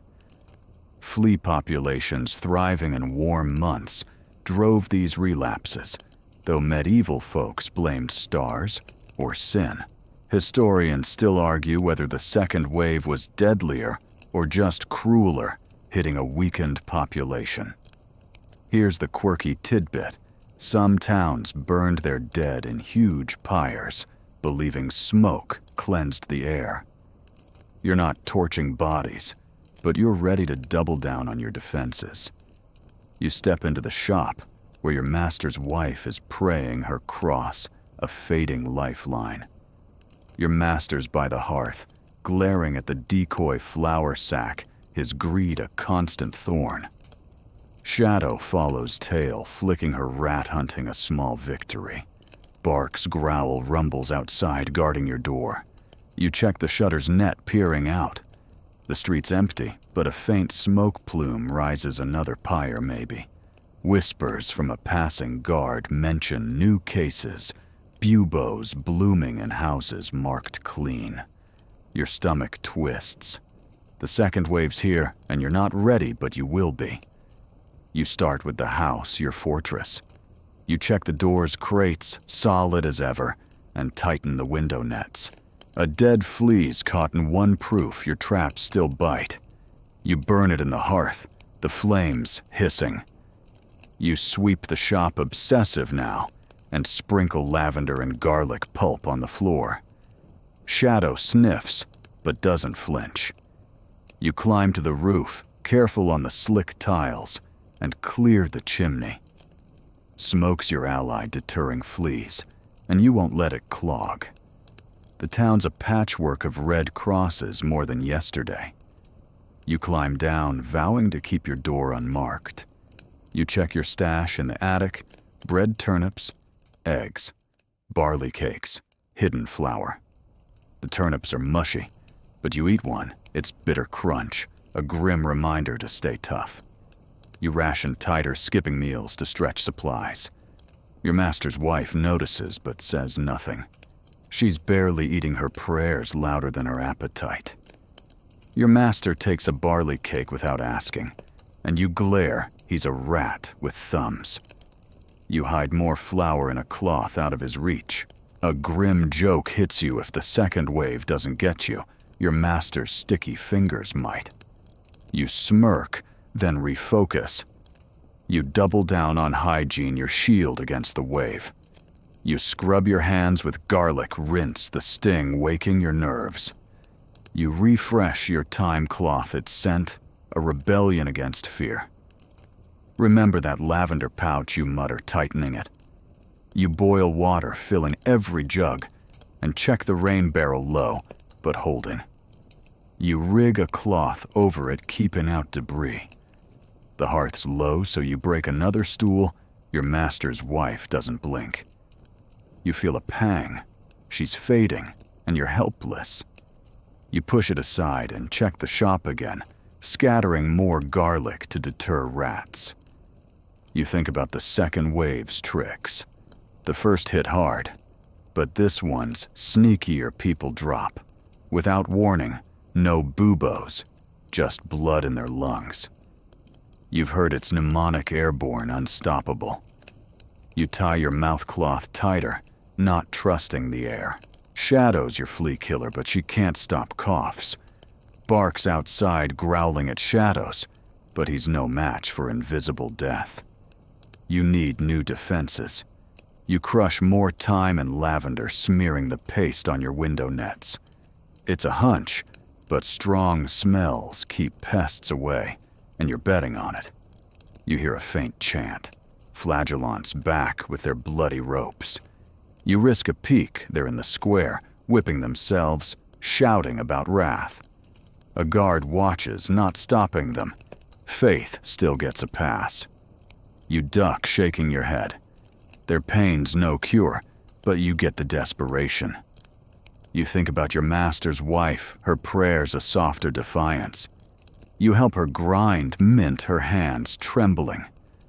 For protection, she says, and you nod, taking a pinch for your pouch.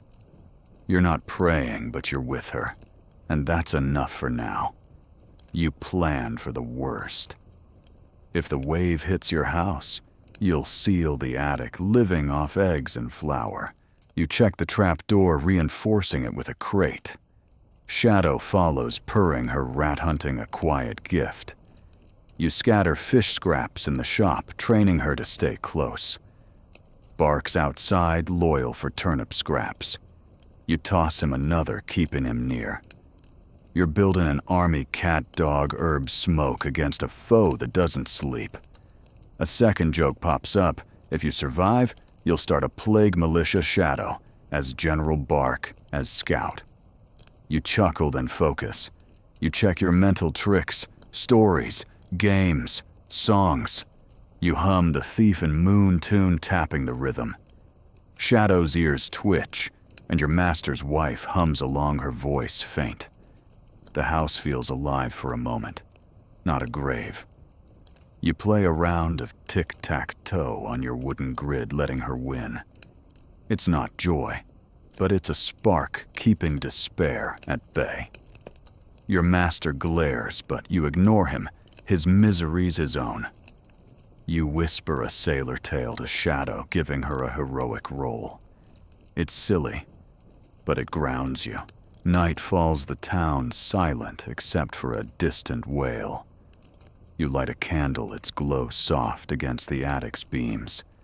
You check your stash, rewrapping the bread to keep it fresh. The eggs are your lifeline untouched. You think about your master, his greedy eyes on the flour. You'll hide more tomorrow. You refresh your lavender pouch, its scent a faint anchor. The time cloths, still on a ritual you cling to. You check the attic's rat patches, still holding, and hang your pouch higher. The house is your fortress, but the second wave's a new beast, and you're not blinking. You blow out the candle, the darkness thick but familiar. A final joke: if the plague doesn't get you, you'll die of turnip overdose. You grin, then settle in Shadow's purr, humming below Bark's growl fading outside. The faint scent of herbs wraps you like a vow. The bells are silent tonight, or maybe you're too stubborn to hear them. You drift towards sleep, your defenses a small flame in a world burning with fear. Section 16. You wake to a low growl from Bark, your stray dog ally pacing outside your merchant's house.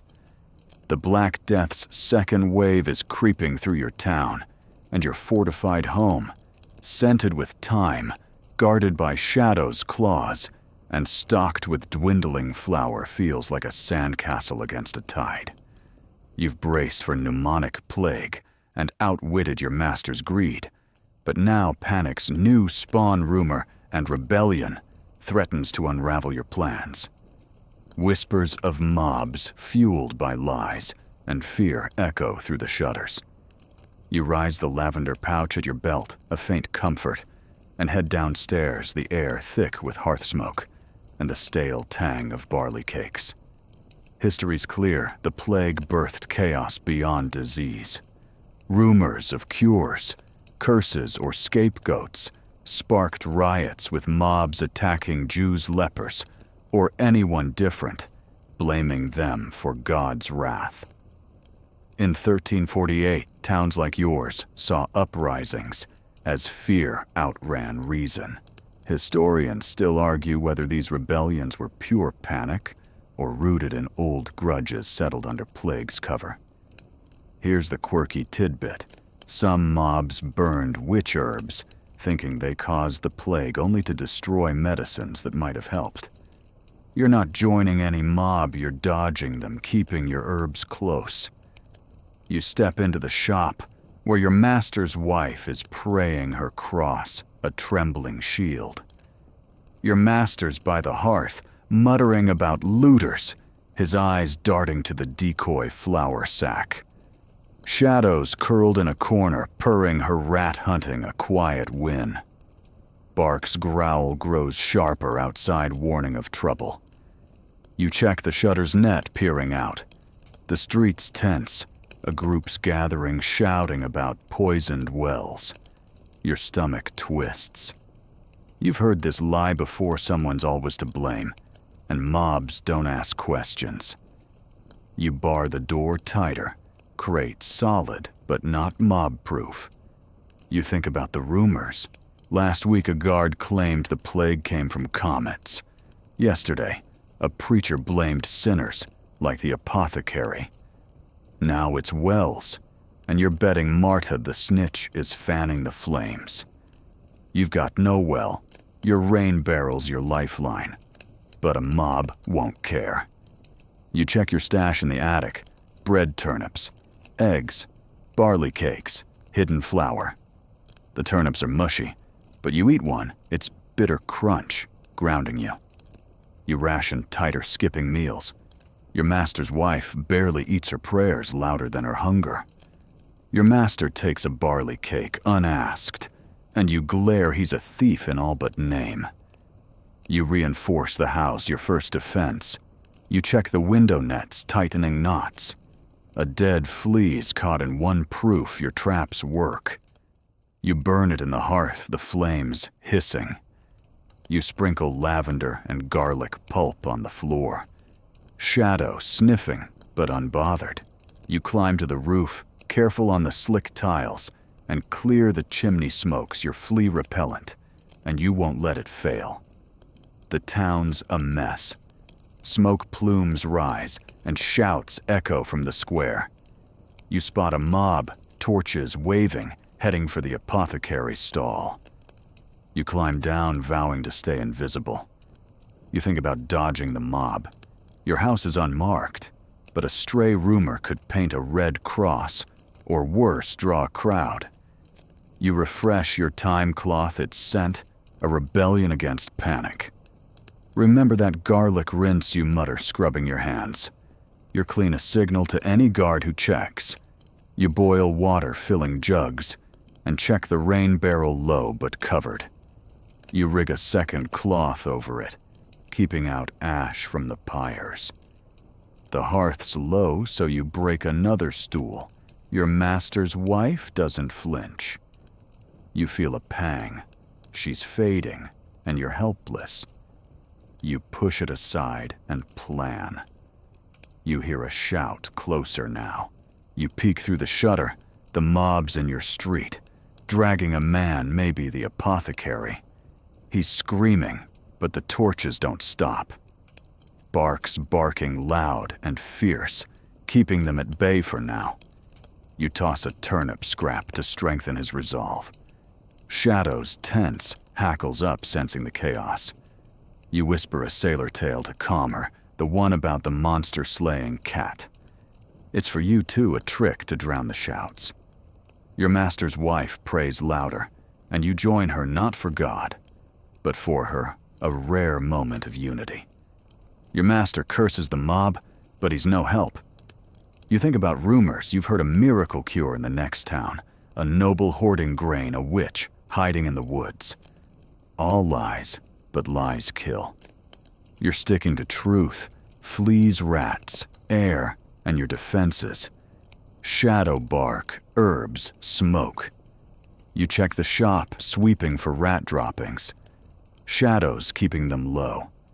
You scatter fish scraps to train her eyes sharp. You check the attic's rat patches still holding, and hang your lavender pouch higher. The mob's noise fades, moving on, but you're not relaxing. You're ready for the next wave, human or plague. You plan your moves. If a mob comes, you'll hide in the attic crates blocking the trap door. You've got eggs and flour to last a siege. You think about the widow down the street, maybe she's dodging rumors too. If quarantine lifts, you'll talk. But for now, you're solo. You play a round of tic-tac-toe on your wooden grid alone to steady your nerves. You hum the Thief and Moon song, its rhythm a small anchor. A second joke pops up. If you survive, you'll start a rumor. Plague cured by cat purse. You chuckle, then lie back, the pallet straw poking your ribs. You check your stash, rewrapping the bread to keep it fresh. The eggs are your treasure untouched. You think about your master, his greedy eyes on the flour. You'll hide more tomorrow, maybe confront him. Bark's growl softens outside, and shadows purring in the shop. You refresh your lavender pouch, its scent a faint defiance. You check the door's crates, solid, but not eternal. The mob's gone, but rumors linger, and you're not letting them in. You think about the apothecary, wondering if he's alive. His toad venom sludge was nonsense, but he didn't deserve torches. You blow out the candle, the darkness thick, but familiar. A final joke, if the plague doesn't get you, you'll die of mob-induced heartburn. You grin, then settle in shadows, purr, humming below Bark's growl fading outside. The faint scent of herbs wraps you like a vow. The bells are silent tonight, or maybe you're too stubborn to hear them. You drift toward sleep, your vigilance a small flame in a world burning with lies. You wake to a sharp chill seeping through the attic's cracks, the air biting despite the faint warmth of your straw pallet. The Black Death's second wave stalks your town, and your merchant's house barricaded, herb-scented, and guarded by Shadow's claws, and Bark's growls feels like a stubborn holdout. You've dodged mobs and rumors, but winter's creeping in, it's cold, a potential ally against the plague's fleas. You rise the lavender pouch at your belt, a quiet comfort, and head downstairs, the air thick with hearth smoke and the stale tang of softening barley cakes. Your mind's on the frost outside, wondering if it can freeze out the death that's haunted you for months. History shows winter slowed the plague in some regions. Fleas, the plague's couriers, thrive in warmth, but struggle in cold-reducing bites in frigid months. By late 1348, northern towns saw fewer cases as temperatures dropped, though hunger often replaced disease as the killer. Historians still argue whether winter's chill saved lives or merely delayed the inevitable as fleas returned with spring. Here's the quirky tidbit: some folks slept with onions under their pillows, believing the cold amplified their purifying powers. You're not banking on onions, but you're ready to use the frost to your advantage. You step into the shop, where your master's wife is praying her cross, clutch tight her breath, visible in the chilly air. Your master's by the hearth, huddling close to the flames, his greedy eyes on the decoy flour sack. Shadows curled in a corner, purring softly, her rat hunting a quiet victory. Bark's growl rumbles outside, steady despite the cold. You check the shutter's net, peering out. The streets dusted with frost, cobblestones glinting like glass.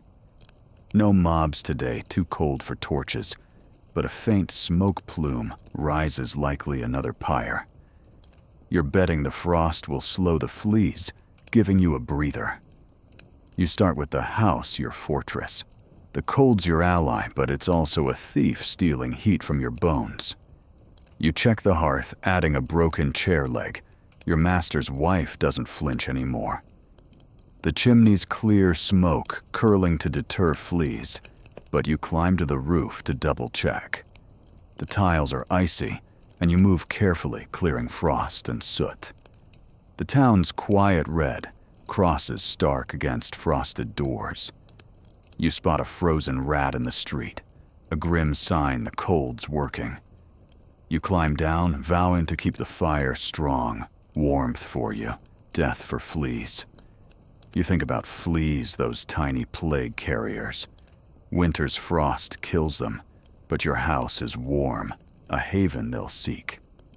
You check the window nets, tightening knots. A dead flea's caught in one proof your traps still work.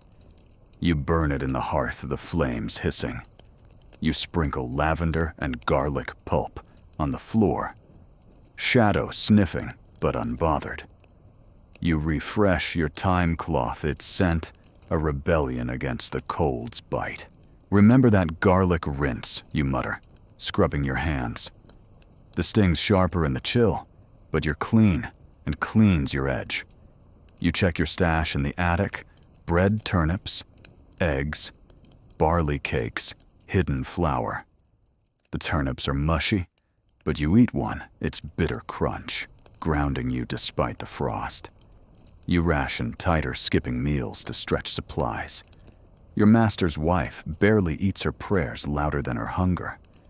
Your master grabs a barley cake, unasked, and you glare. He's a leech, not a leader. You hide more flour in a cloth out of his reach. A grim joke hits you. If winter doesn't get the fleas, your master's appetite might get you. You smirk, then focus. You leverage the cold strategically. You move your water jugs to the shop's coldest corner, where frost creeps through the walls. It'll keep them fresh, maybe kill any stray germs, though you don't know germs, just bad water. You check the rain barrel, half frozen, but covered. You chip away ice, filling a jug to boil later. The cold's a weapon, but it's also a threat. Your fingers ache, and your breath clouds. You wrap a spare cloth around your neck, not for fleas, but for warmth.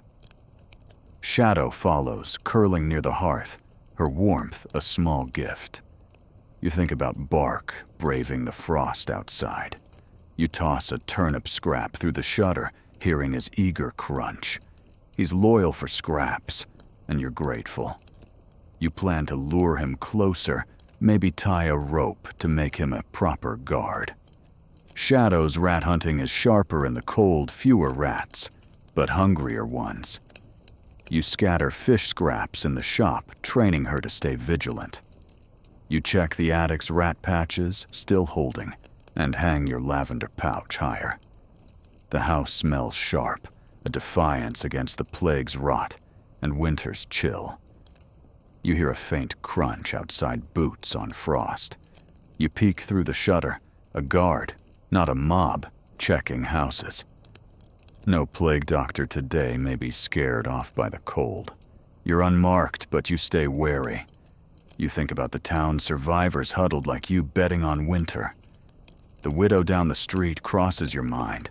She's quiet, maybe a survivor like you. If quarantine lifts, you'll talk. For now, you're solo with Shadow and Bark as your army.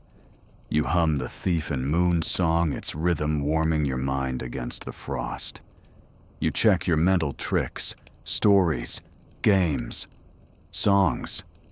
You play a round of tic-tac-toe on your wooden grid alone to steady your nerves.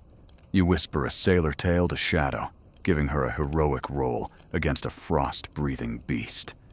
It's silly, but it keeps despair at bay. Your master's wife listens, her eyes flickering. You share a barley cake, her smile faint but real. Your master grumbles, but you ignore him, his misery's his own. A second joke pops up. If you survive, you'll sell frost-proof lavender by. Now freeze later.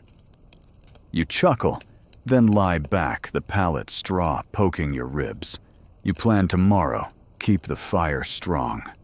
Check bark, hide more flour. You refresh your lavender pouch, its scent a faint anchor. The time cloth still on a ritual you cling to. You check the attic's rat patches, still holding, and sweep the shop, scattering more garlic. The cold's your ally, but it's ruthless, and you're not letting it win. You think about your master, his greedy eyes on the flour. You'll confront him if he pushes. Shadows purring in the shop. Barks growling outside a team you trust more than humans.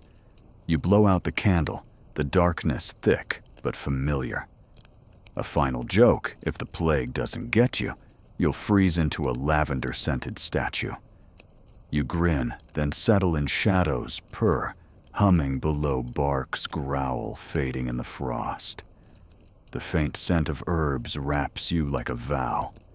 The bells are silent tonight, or maybe the cold's drowned them. You drift toward sleep, winter's chill, a small spark in a world frozen with fear. You wake to a sharp crack of ice on the attic's beams, winter's chill seeping through like a thief in the night. The Black Death's second wave clings to your town, and your merchant's house barricaded, scented with rosemary, guarded by shadows' claws, and bark's growls feels like a stubborn spark in a frozen world. You've leaned on winter's frost and dodged mob rumors, but hunger's gnawing, and with trade routes dead, bartering's your only path to survival. Your flour stash is gold, but it's dwindling fast. You rise the lavender pouch at your belt, a quiet comfort, and head downstairs, the air thick with hearth smoke and the stale tang of softening turnips. History's clear. The plague's collapse of trade turned survivors into barterers, swapping goods or skills when coin became worthless. By 1348, markets were ghosts, and goods like grain or cloth were king. Bartering thrived under quarantine, but deals often soured into theft or betrayal. Historians still argue whether this makeshift economy rebuilt trust or deepened greed as desperation ruled. Here's the quirky tidbit. Some traded plague tokens, carved bones, or stones, believing they held luck.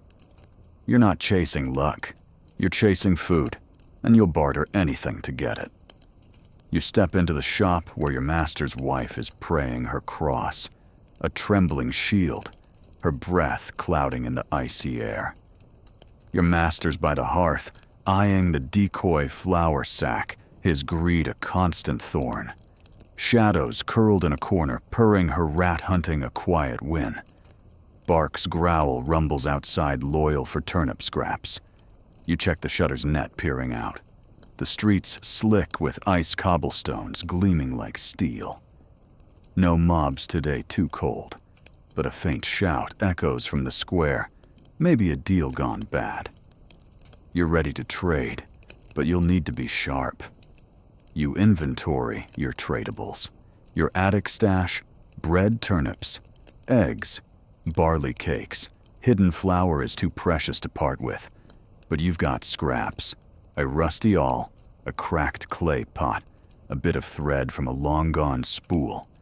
Your skills patching walls, sweeping storytelling are your real currency. The baker's silent since the flour deal may be dead or marked. You think about the widow down the street. Her garden had herbs before quarantine. She might trade for your awl or labor. You decide to try her if you can dodge the guards' patrols. You prepare your offer. You wrap the awl in cloth, hide in its value, and tuck the clay pot under your arm. It's useless for cooking, but could hold herbs. You boil water, filling jugs, and scrub your hands with garlic, rinse the sting sharp in the cold. You refresh your thyme cloth, its scent, a rebellion against fear. Remember that lavender pouch you mutter, tighten in it. You check the house door, crates, solid window nets tight. A dead flea's caught in one proof your traps work. You burn it in the hearth, the flames hissing. You sprinkle lavender and rosemary on the floor. Shadow sniffing, but unbothered. You hear a faint tap at the shutter, not a guard's knock. You peek, it's the widow. Her face pale, but steady eyes scanning the street. "Trade," she whispers. Your cautious Marta's betrayal still stings, but you talk through the shutter. She's got dried sage, a treasure, and wants something practical. You show the all its rust, hidden in the dim light. For fixin', you say. She nods, sliding a small pouch under the door. You pass the all-heart racing. The sage is real, its scent sharp and clean. You bar the door fast, a win in your hands. You haul the sage to the attic, hiding half with your flour. You crush a pinch with honey, making a paste for your window nets, another flea shield. You share a barley cake with your master's wife, adding sage for flavor. She smiles, faint, but real. Your master grabs one unasked, and you glare he's a thief in plain sight. You eat a turnip, its mushy bite grounding you despite the cold. A grim joke hits you. If you survive, you'll barter for a crown, sage king of the plague pits. You smirk, then plan your next trade. You think about other targets. The fishmonger's herring tempts you despite his cough. You could offer labor, clean his stall patch, his roof for a fish or two. You'll try tomorrow through the shutter, no risks. You check the house, sweeping the shop for rat droppings, shadows keeping them low. You climb to the roof, careful on the icy tiles, and clear the chimney smokes your flea killer, and winter's helping. The town's frozen red crosses stark against ice. You spot a distant trade, two figures swapping goods, no guards. You climb down, inspired. You think about bigger deals. Your plague chase game scratched on stone could be taught. Maybe the kids, if they're alive, would trade for lessons. Your stories, too, are tradable. Survivors crave distraction. You hum the thief and moon song, its rhythm warming your mind. You whisper a sailor tale to Shadow, giving her a heroic role against a fish-stealing beast. Your master's wife listens, her eyes soft. You play a round of plague chase, moving pebbles like a merchant. It's not coin, but it's power keeping despair at bay. You hear barks growl steady outside. You toss a turnip scrap through the shutter, keeping him close. Shadows purring in the shop, her rat hunting a quiet art. You check your lavender pouch, refreshing its scent a faint rebellion. You check the attic's rat patches, still holding, and hang your pouch higher. The house is your market, and you're its trader, dealing in scraps and wits. A second joke pops up if you survive. You'll open a barter stall. Turnips and tails, no fleas accepted. You chuckle, then lie back, the pallet straw poking your ribs. You plan tomorrow. Try the fishmonger hide, more flour. Watch your master.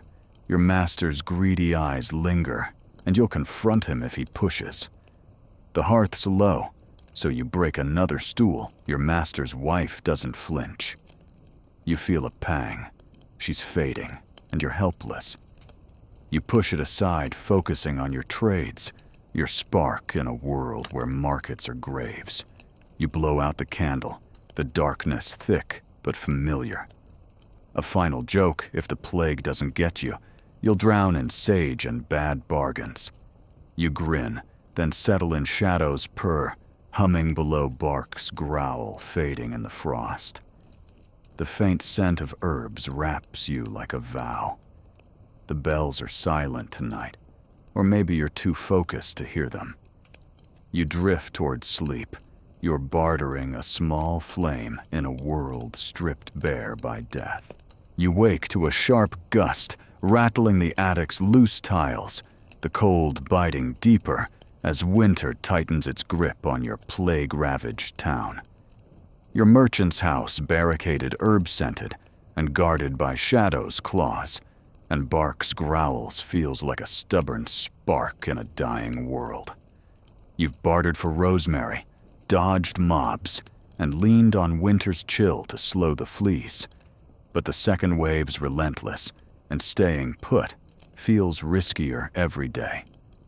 You're thinking about escape, not to Spain, like your master's lost dream, but to the wilderness, where isolation might outlast the plague. You rise the lavender pouch at your belt, a quiet comfort, and head downstairs, the air thick with hearth smoke and the faint tang of rosemary. History shows some survived the Black Death by fleeing to remote areas, forests, mountains, anywhere far from flea-ridden towns. Rural retreats weren't foolproof. Starvation and bandits often replaced disease as threats. By 1348, towns like yours were death traps pushing the desperate to scatter. Historians still argue whether fleeing helped more than staying, or just spread the plague to new corners. Here's the quirky tidbit. Some hermits already living in the wild reportedly outlasted the plague-sipping stream water and eating roots. You're no hermit, but the wild's calling, and you're listening. You step into the shop, where your master's wife is praying her cross, a trembling shield, her breath clouding in the frosty air. Your master's by the hearth, eyeing the decoy flower, sack his greed a constant thorn. Shadows curled in a corner, purring her rat hunting a quiet win. Bark's growl rumbles outside, loyal for turnip scraps. You check the shutter's net, peering out. The street's icy cobblestones glinting under a pale dawn. No mobs today, but a faint wail carries from the square, another death, another pyre. You're weighing escape, but it's a gamble, and you need a plan. You start with your stash, your lifeline if you flee. In the attic, you check bread, hardening turnips, mushy eggs, untouched barley cakes, dense hidden flour safe. You ration tighter skipping breakfast for a sip of boiled water. Your master's wife barely eats her prayers louder than her hunger. Your master grabs a barley cake unasked, and you glare he's a leech, not a leader. You hide more flour in a cloth out of his reach. You eat a turnip, its bitter crunch grounding you despite the cold. A grim joke hits you if you escape. You'll pack turnips, nature's worst trail mix. You smirk, then focus. You think about the wilderness forests beyond the town, maybe a day's walk. You've no horse, just boots, and the roads are bandit territory. You've heard of travelers ambush their goods, stolen their bodies left for crows. But towns are worse, with red crosses multiplying and mobs burning witches. You check the house door crates, solid window nets tight. A dead flea's caught in one proof your traps work. You burn it in the hearth, the flames hissing. You sprinkle lavender and rosemary on the floor. Shadow sniffing, but unbothered. The chimney's clear smoke curling to deter fleas, but you're dreaming of open air. You plan your escape kit. You've got a cloak worn but warm and a sack for food eggs. Flour, a few barley cakes. Water's the problem. Streams might be clean, but you don't trust them. You boil extra jugs, tying cloths over their mouths to carry. You've got no weapons since trading your knife, but the rusty aul's still in your belt, better than nothing. You think about skills you can patch walls, barter, tell stories. In the wild, you'll need fire shelter, maybe traps for small game. You've never hunted, but you're scrappy, and Shadow's a born killer. You hear a crunch outside bark, chasing shadows. You toss a turnip scrap through the shutter, keeping him close. He's loyal, but you're not sure he'll follow you to the wild. He's a town dog, not a wolf. Shadow's different. She'd thrive hunting forest mice. You scatter fish scraps in the shop, training her to stay sharp. You whisper a sailor tale to her about a cat outwitting a storm. It's for you, too, a mental trick to calm your nerves. Your master's wife listens, her eyes flickering. You share a barley cake, adding rosemary for flavor. She smiles, faint, but real. You weigh staying versus going. The house is safe-ish, but the second wave's pneumonic airborne, and your nets won't stop coughs. The wilderness offers space, clean air, maybe fewer fleas, but no walls, no hearth. You think about the hermits living off roots. You're no monk, but you've got flower and wits. You check the roof, careful on the icy tiles, and scan the horizon. Beyond the town trees loom dark and quiet. You spot a distant figure, a traveler, maybe, or a bandit. You climb down, heart racing, vowing to decide soon. You reinforce the house, buying time. You check the door's crates, solid but not eternal, and tighten the window nets. You sprinkle more lavender and garlic, the scents sharp against the plague's rot. The hearth's low, so you break another stool. Your master's wife doesn't flinch. You feel a pang. She's fading, and you're helpless. You push it aside and check your stash again. The eggs are your treasure, untouched. You hum the thief and moon song, its rhythm warming your mind against the cold. A second joke pops up. If you flee, you'll start a wilderness bakery. Turnip tarts, fresh daily. You chuckle, then plan. You think about the widow, your rosemary trader. She might know the woods. She's old, maybe wise. If you escape, you'll try her first. Maybe barter for tips. For now, you're solo with shadow and bark as your army. You play a round of tic-tac-toe on your wooden grid alone to steady your nerves. You check your lavender pouch, refreshing its scent, a faint rebellion. The time cloth still on your wrist, a ritual you cling to. You check the attic's rat patches still holding, and hang your pouch higher. The house is your fortress, but the wild's whispering. You hear a faint wail closer now. You peek through the shutter, a guard dragging a body. No mob, just death's routine. You're not marked, but you're not waiting for a red cross. You plan tomorrow, scout the widow pack, your kit decide. Shadows purring in the shop, barks growling outside. You toss him another scrap, tying him to you. The wilderness feels closer, a gamble, but a chance. You think about your master, his greedy eyes on the flower. You'll hide more tomorrow, maybe leave him behind. You blow out the candle, the darkness thick but familiar. A final joke. If the plague doesn't get you, you'll get lost chasing Shadow's tail in the woods. You grin, then settle in Shadow's purr, humming below Bark's growl fading in the frost. The faint scent of herbs wraps you like a vow. The bells are silent tonight, or maybe you're too focused to hear them. You drift toward sleep, the wilderness a small spark in a world frozen with fear. You wake to a soft patter of sleet on the attic's roof, the cold seeping through the cracks like a whisper of winter's full force. The Black Death's second wave stalks your town, and your merchant's house barricaded, scented with rosemary, and guarded by Shadow's claws, and Bark's growls feels like a flickering candle in a storm. You've weighed fleeing to the wilderness, but the risks of bandits and starvation keep you tethered. Now, a strange new thread weaves through the town's despair, children playing eerie games. Amid the chaos, their laughter, a haunting reminder of life.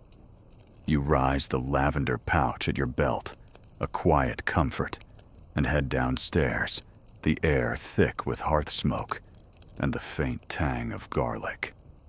History shows children weren't spared by the plague, but they coped in ways adults didn't.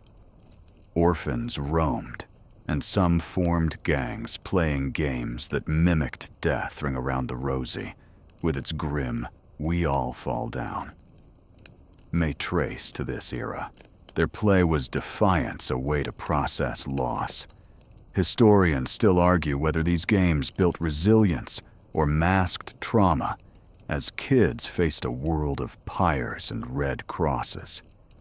Here's the quirky tidbit: some children made plague dolls from straw, burning them to kill the disease. You're no kid, but their strange courage has you curious. Maybe you can learn from it. You step into the shop, where your master's wife is praying her cross, a trembling shield, her breath clouding in the icy air. Your master's by the hearth, eyeing the decoy flower, sack his greed a constant thorn. Shadows curled in a corner, purring her rat hunting a quiet win. Bark's growl rumbles outside, loyal for turnip scraps. You check the shutter's net, peering out. The street's slick with sleet, but you hear faint giggles, children playing in an alley. You're stunned. Laughter's rare as gold now. You watch hidden as they chase each other, shouting rules you don't catch. It's eerie, but it sparks something in you. You think about their games. You've got your own tic-tac-toe stories, but theirs feel raw, alive. You spot a girl tossing a straw bundle, chanting about chasing death. It's not a doll, just a stick tied with cloth, but the kids treat it like a foe, stomping it to cheers. You're not joining them. Quarantine's too tight, and kids carry fleas, but you're inspired. You decide to make your own game, something to keep your mind sharp. You grab a scrap of wood and carve a new grid bigger, with room for strategy. You call it Plague Chase, using pebbles for you, shadow and bark, dodging fleas marked with charcoal. It's silly, but it's yours. You play around alone, moving pebbles, whispering rules. Shadow watches, batting a stone, and you laugh, the first real laugh in days. Your master's wife looks up, her eyes flickering. You teach her the game, guiding her trembling hand. She moves a pebble, smiling faintly. Your master scoffs, but you ignore him, his misery's his own. The game's a spark, like the kid's laughter keeping despair at bay. A grim joke hits you. If you survive, you'll sell Plague Chase boards. Fun for the whole doomed family. You smirk, then keep playing, tweaking rules to make it tougher. You check your stash in the attic. Bread-hardening turnips, mushy eggs, untouched, barley cakes, dense hidden flour safe. You ration tighter, skipping meals. Your master's wife barely eats her prayers, louder than her hunger. Your master grabs a barley cake unasked, and you glare, he's a thief in plain sight. You eat a turnip, its bitter crunch grounding you despite the cold. You hide more flour in a cloth out of his reach. You think about the kids, orphans, probably surviving on grit. If they can play, you can endure. You hum the thief and moon song, its rhythm warming your mind against the sleet. You reinforce the house inspired by the kids' defiance. You check the door's crates, solid, but not eternal, and tighten the window nets. A dead flea's caught in one proof your traps work. You burn it in the hearth, the flames hissing. You sprinkle lavender and rosemary on the floor. Shadow sniffing but unbothered. You climb to the roof, careful on the icy tiles, and clear the chimney smokes, your flea killer and winter's helping. The town's frozen red crosses stark against sleet. You spot the kids again, now tossing stones in a circle, laughing. You climb down their courage, a quiet push. You think about their games as survival. They're not hiding. They're fighting fear with play. You decide to double down on your tricks, games, songs, stories. You whisper a sailor tale to Shadow, giving her a heroic role against a plague beast. Your master's wife listens, her eyes soft. You share a barley cake, adding rosemary for flavor.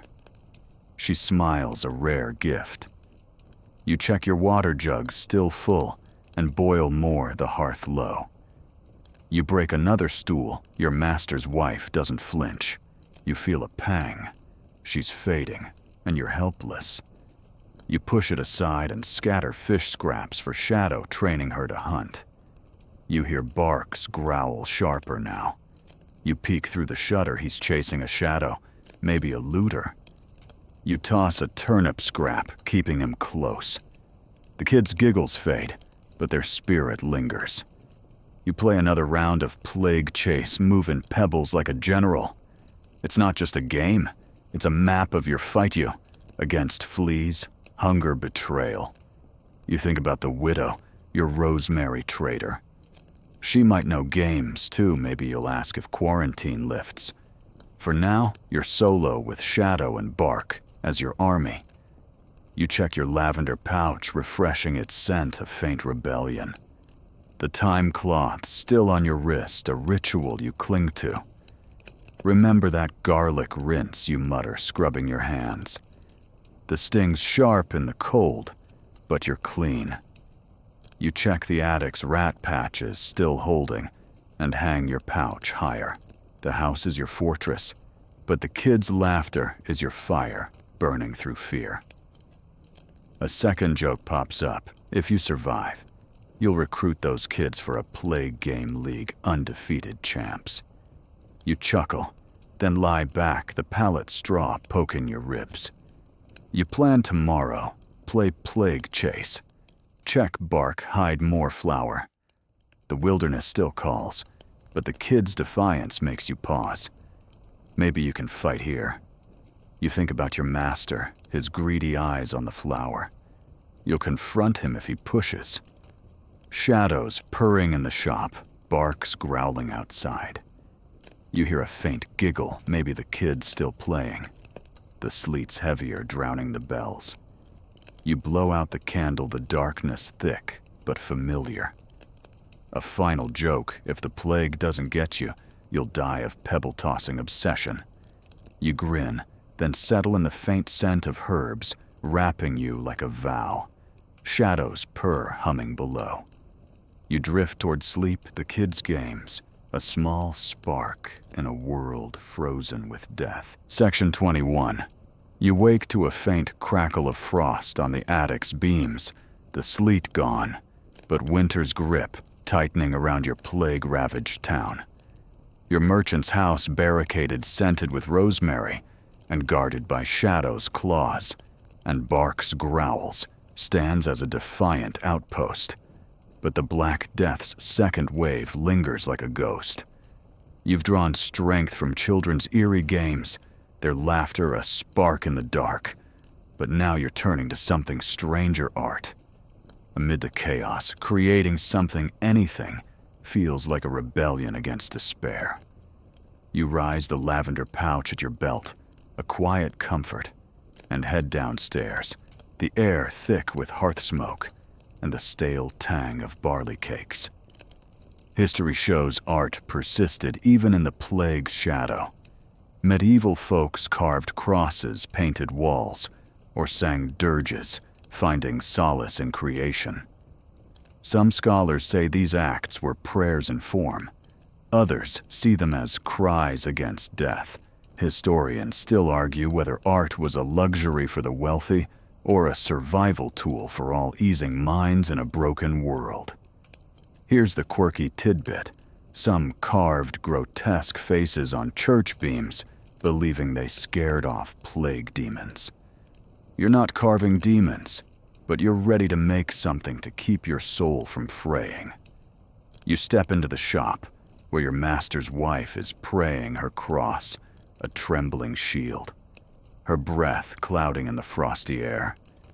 Your master's by the hearth, eyeing the decoy flour sack, his greed a constant thorn. Shadows curled in a corner, purring her rat hunting a quiet win. Bark's growl rumbles outside, loyal for turnip scraps. You check the shutter's net, peering out. The street's icy cobblestones glinting under a pale sun. No giggles today, the kids are gone. Maybe hiding, maybe gone forever. You're alone with your thoughts, and they're heavy, but art might lighten the load. You start small, inspired by the kids' straw bundles. You grab a handful of straw from the shop's floor, tying it with thread from your bartered spool, long gone now, but its memory lingers. You twist the straw into a crude figure, a stick man with a lopsided head. It's no masterpiece, but it's yours, a defiance against the emptiness. You name it, fleabane, a nod to your endless war on pests. You set it by the hearth, its shadow dancing in the flames. A grim joke hits you. If you survive, you'll open an art gallery, straw terrors of the plague. You smirk, then keep going. You try drawing next, scratching lines on a flat stone with a charred stick from the hearth. You sketch Shadow, her tail, curved eyes sharp. It's rough, but it captures her, your tiny general. Your master's wife watches her eyes flickering with interest. You show her, and she traces the lines, smiling faintly. For luck, she says, and you nod, not believing, but valuing her spark. Your master scoffs, but you ignore him, his misery's his own. You carve a grid on another stone, adding plague chase moves, blending art with your game. It's not just distraction, it's creation, a shield for your mind. You think about music, another art. You hum the Thief and Moon song, tapping the rhythm on the floor. Shadow's ears twitch, and your master's wife hums along, her voice faint but clear. You add words, making a verse about a cat outwitting death. It's silly, but it feels alive like the kids' chants. You sing softly the shop, a makeshift stage, and for a moment the plague's just a shadow. You're not a bard, but you're weaving something hope, maybe. You share a barley cake with your master's wife, adding rosemary for flavor. She smiles, a rare gift. Your master grabs one unasked, and you glare. He's a thief, not an artist.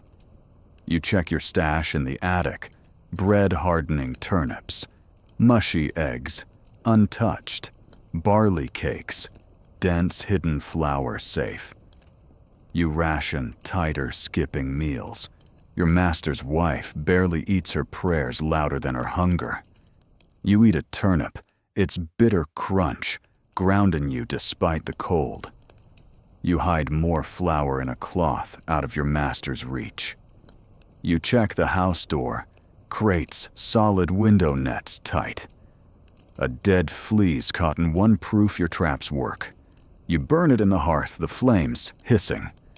You sprinkle lavender and rosemary on the floor, Shadow sniffing but unbothered. You return to art, craving more. You find a scrap of cloth, old torn, and smear it with ash, and crushed time painting a crude tree. It's not the wilderness you dreamed of fleeing to, but it's close a reminder of open air. You hang it in the attic near your stash, a green spark in the gloom. You whisper a sailor tale to Shadow, giving her a role as a forest guardian. Your master's wife listens, her eyes soft. You play a round of plague chase on your stone grid, moving pebbles like a sculptor. It's art and strategy keeping despair at bay. You climb to the roof, careful on the icy tiles, and clear the chimney smokes, your flea killer, and winter's helping. The town's frozen red crosses stark against frost. You spot a distant figure, maybe the widow carrying a bundle. She's surviving, like you may be creating too. You climb down inspired. You think about her garden herbs, maybe more. If quarantine lifts, you'll barter for her secrets. For now, you're solo with Shadow and Bark as your muses. A second joke pops up. If you survive, you'll sculpt a plague monument, Flea-bane the straw savior. You chuckle, then focus. You hear Bark's growl steady outside. You toss a turnip scrap through the shutter, keeping him close. Shadow's purring in the shop, her rat hunting a quiet art. You check your lavender pouch, refreshing its scent, a faint rebellion. The time cloths still on your wrist, a ritual you cling to. Remember that rosemary paste, you mutter, smearing more on the window nets. You check the attic's rat patches still holding, and hang your pouch higher. The house is your canvas, and you're painting it with defiance straw ash song. You plan tomorrow, carve another figure, sing another verse, hide more flour. Your master's greedy eyes linger, and you'll confront him if he pushes. You think about the kids, their games gone silent. Their courage lives in your straw man, your stone sketches. You boil water, filling jugs, and scrub your hands with garlic. Rinse the sting sharp in the cold. The hearth's low, so you break another stool. Your master's wife doesn't flinch. You feel a pang. She's fading, and you're helpless. You push it aside, focusing on your art, your spark. You blow out the candle, the darkness thick but familiar. A final joke: if the plague doesn't get you, you'll drown in straw and bad sketches. You grin, then settle in Shadow's purr, humming below Bark's growl, fading in the frost. The faint scent of herbs wraps you like a vow. The bells are silent tonight, or maybe you're too busy creating to hear them. You drift toward sleep, your art a small flame in a world frozen with death. You wake to a faint creak of the attic's beams, the winter's chill clawing through the cracks, as the Black Death's second wave lingers in your town like a stubborn ghost. Your merchant's house, barricaded, scented with rosemary, and guarded by Shadow's claws and Bark's growls, stands as a defiant speck in a crumbling world. You found solace in straw figures and ash sketches, but now the plague's economic toll is undeniable. Markets are dead. Coin is worthless, and you're scrambling to rebuild wealth in a shattered society. You rise the lavender pouch at your belt, a quiet comfort, and head downstairs, the air thick with hearth smoke and the stale tang of hardening bread. History's brutal on this. The Black Death gutted economies, wiping out half the workforce in some regions and spiking prices for goods like grain. By 1349, survivors faced a new struggle rebuilding wealth when trade was gone and labor was scarce. Some thrived demanding higher wages. Others hoarded what little remained. Historians still argue whether this upheaval birthed a new economic order or just deepened poverty for most. Here's the quirky tidbit some survivors sold: plague relics, bones or cloth scraps claiming they held divine protection. You're not peddling bones, but you're ready to hustle for survival. You step into the shop where your master's wife is praying her cross, a trembling shield, her breath clouding in the frosty air. Your master's by the hearth, eyeing the decoy flour sack, his greed a constant thorn. Shadow's curled in a corner, purring her rat hunting a quiet win. Bark's growl rumbles outside, loyal for turnip scraps. You check the shutter's net, peering out. The street's icy cobblestones glinting under a weak sun. No kids' laughter today, no mobs, just silence, as if the town's holding its breath. You're thinking about wealth, not coin, but goods, skills, anything to trade in this broken world. You take stock of your assets, your attic stash, bread, turnips, eggs, barley cakes, hidden flour is your gold, but it's dwindling. You've got a rusty awl, a cracked clay pot, and your labor-sweeping, patching storytelling.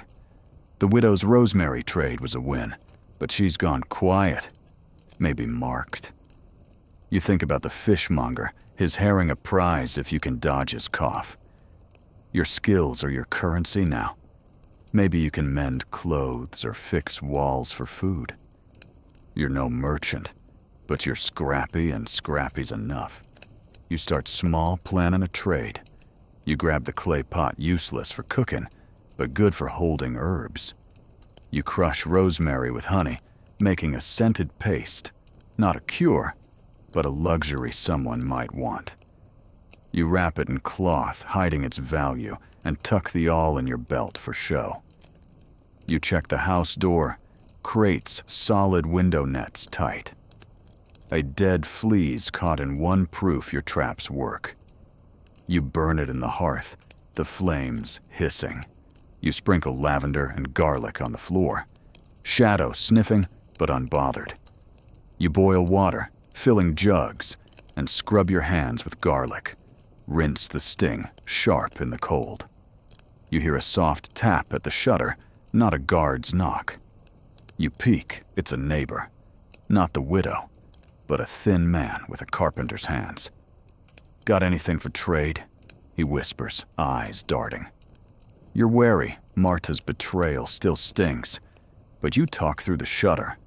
He's got nails a treasure for repairs, and wants something useful. You show the clay pot, hinting at the rosemary paste inside. "For herbs, you say." He nods, sliding a handful of nails under the door. You pass the pot, heart pounding. The nails are rusty but solid, a win for your fortress. You haul the nails to the attic, hiding them with your flour. You use one to reinforce a loose shutter, the hammer's weight steadying your nerves. You share a barley cake with your master's wife, adding rosemary for flavor. She smiles, faint but real. Your master grabs one unasked, and you glare. He's a leech, not a partner. You eat a turnip, its mushy bite grounding you despite the cold. A grim joke hits you. If you survive, you'll trade nails for a kingdom. Nail empire, anyone you smirk, then plan your next move. You think about bigger trades. The fishmonger's herring is still on your mind, but his cough's a risk. You could offer labor sweep his shop patch, his walls for a fish or two. You'll try tomorrow through the shutter, no risks. You check the house, sweeping the shop for rat droppings, shadows keeping them low. You climb to the roof, careful on the icy tiles, and clear the chimney smokes, your flea killer, and winter's helping.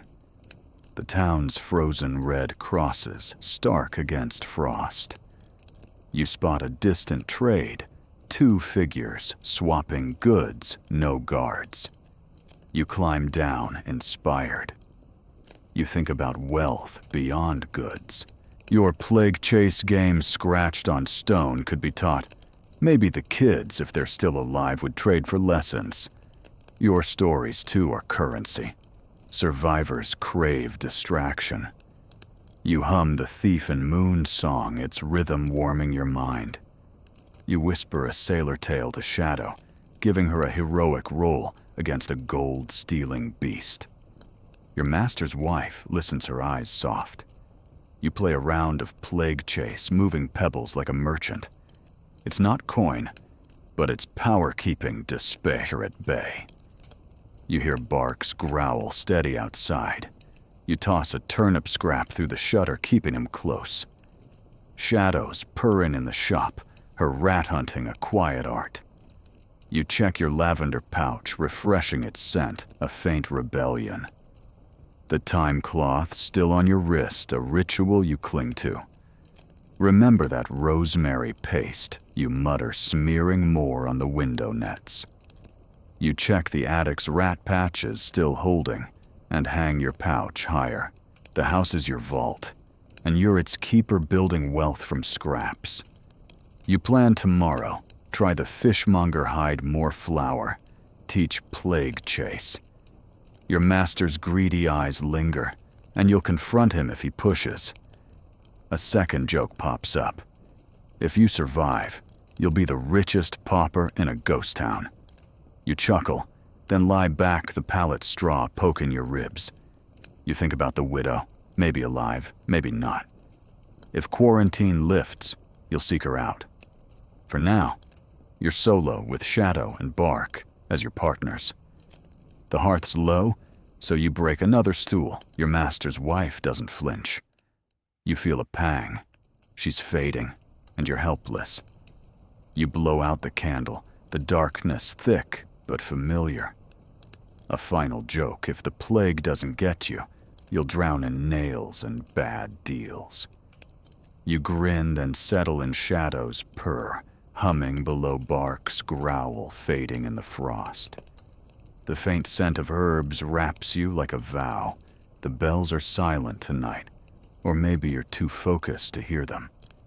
You drift toward sleep, your scrappy wealth a small flame in a world stripped bare by death.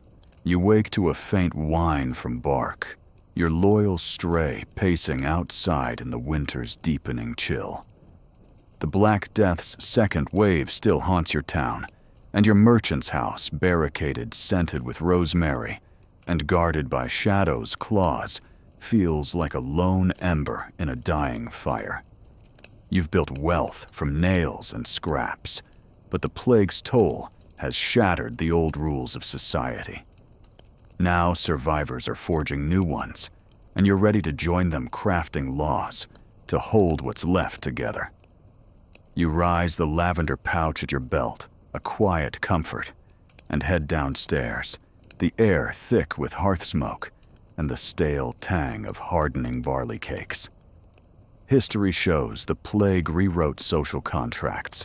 With half the population gone by 1349, survivors demanded new rules, higher wages, fewer lords' taxes, even land rights. Some towns formed councils of commoners, replacing nobles who fled or died. Historians still argue whether these changes sparked equality or just shifted power to new opportunists. Here's the quirky tidbit: some villages made plague oaths, swearing to share food if anyone survived. You're not swearing oaths yet, but you're ready to shape rules that keep you alive, even if it's just you. Shadow and Bark. You step into the shop, where your master's wife is praying her cross, a trembling shield, her breath clouding in the frosty air. Your master's by the hearth, eyeing the decoy flour sack, his greed a constant thorn.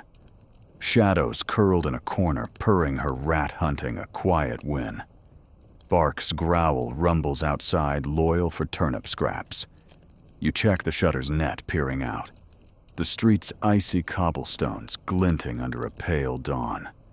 No mobs or giggles today, just silence. But you've heard whispers of survivors meeting, planning new ways to live. You're ready to join if you can trust them. You think about rules. The old ones: obey lords, pay taxes, or dead. Bizarre. Your master's useless, hoarding dreams of Spain while you hoard flour. You imagine new laws: share food, guard each other's doors. No snitching like Marta. You're no lord, but you're scrappy, and your skills bartering, patching, storytelling could earn you a voice. You check your stash in the attic: bread-hardening turnips, mushy eggs, untouched, barley cakes, dense hidden flour safe. You ration tighter, skipping meals. Your master's wife barely eats her prayers louder than her hunger. Your master grabs a barley cake unasked, and you glare. He's no ally. You decide to test the waters. You've heard of a meeting in the church square. Survivors, not flagellants, talking trade and safety.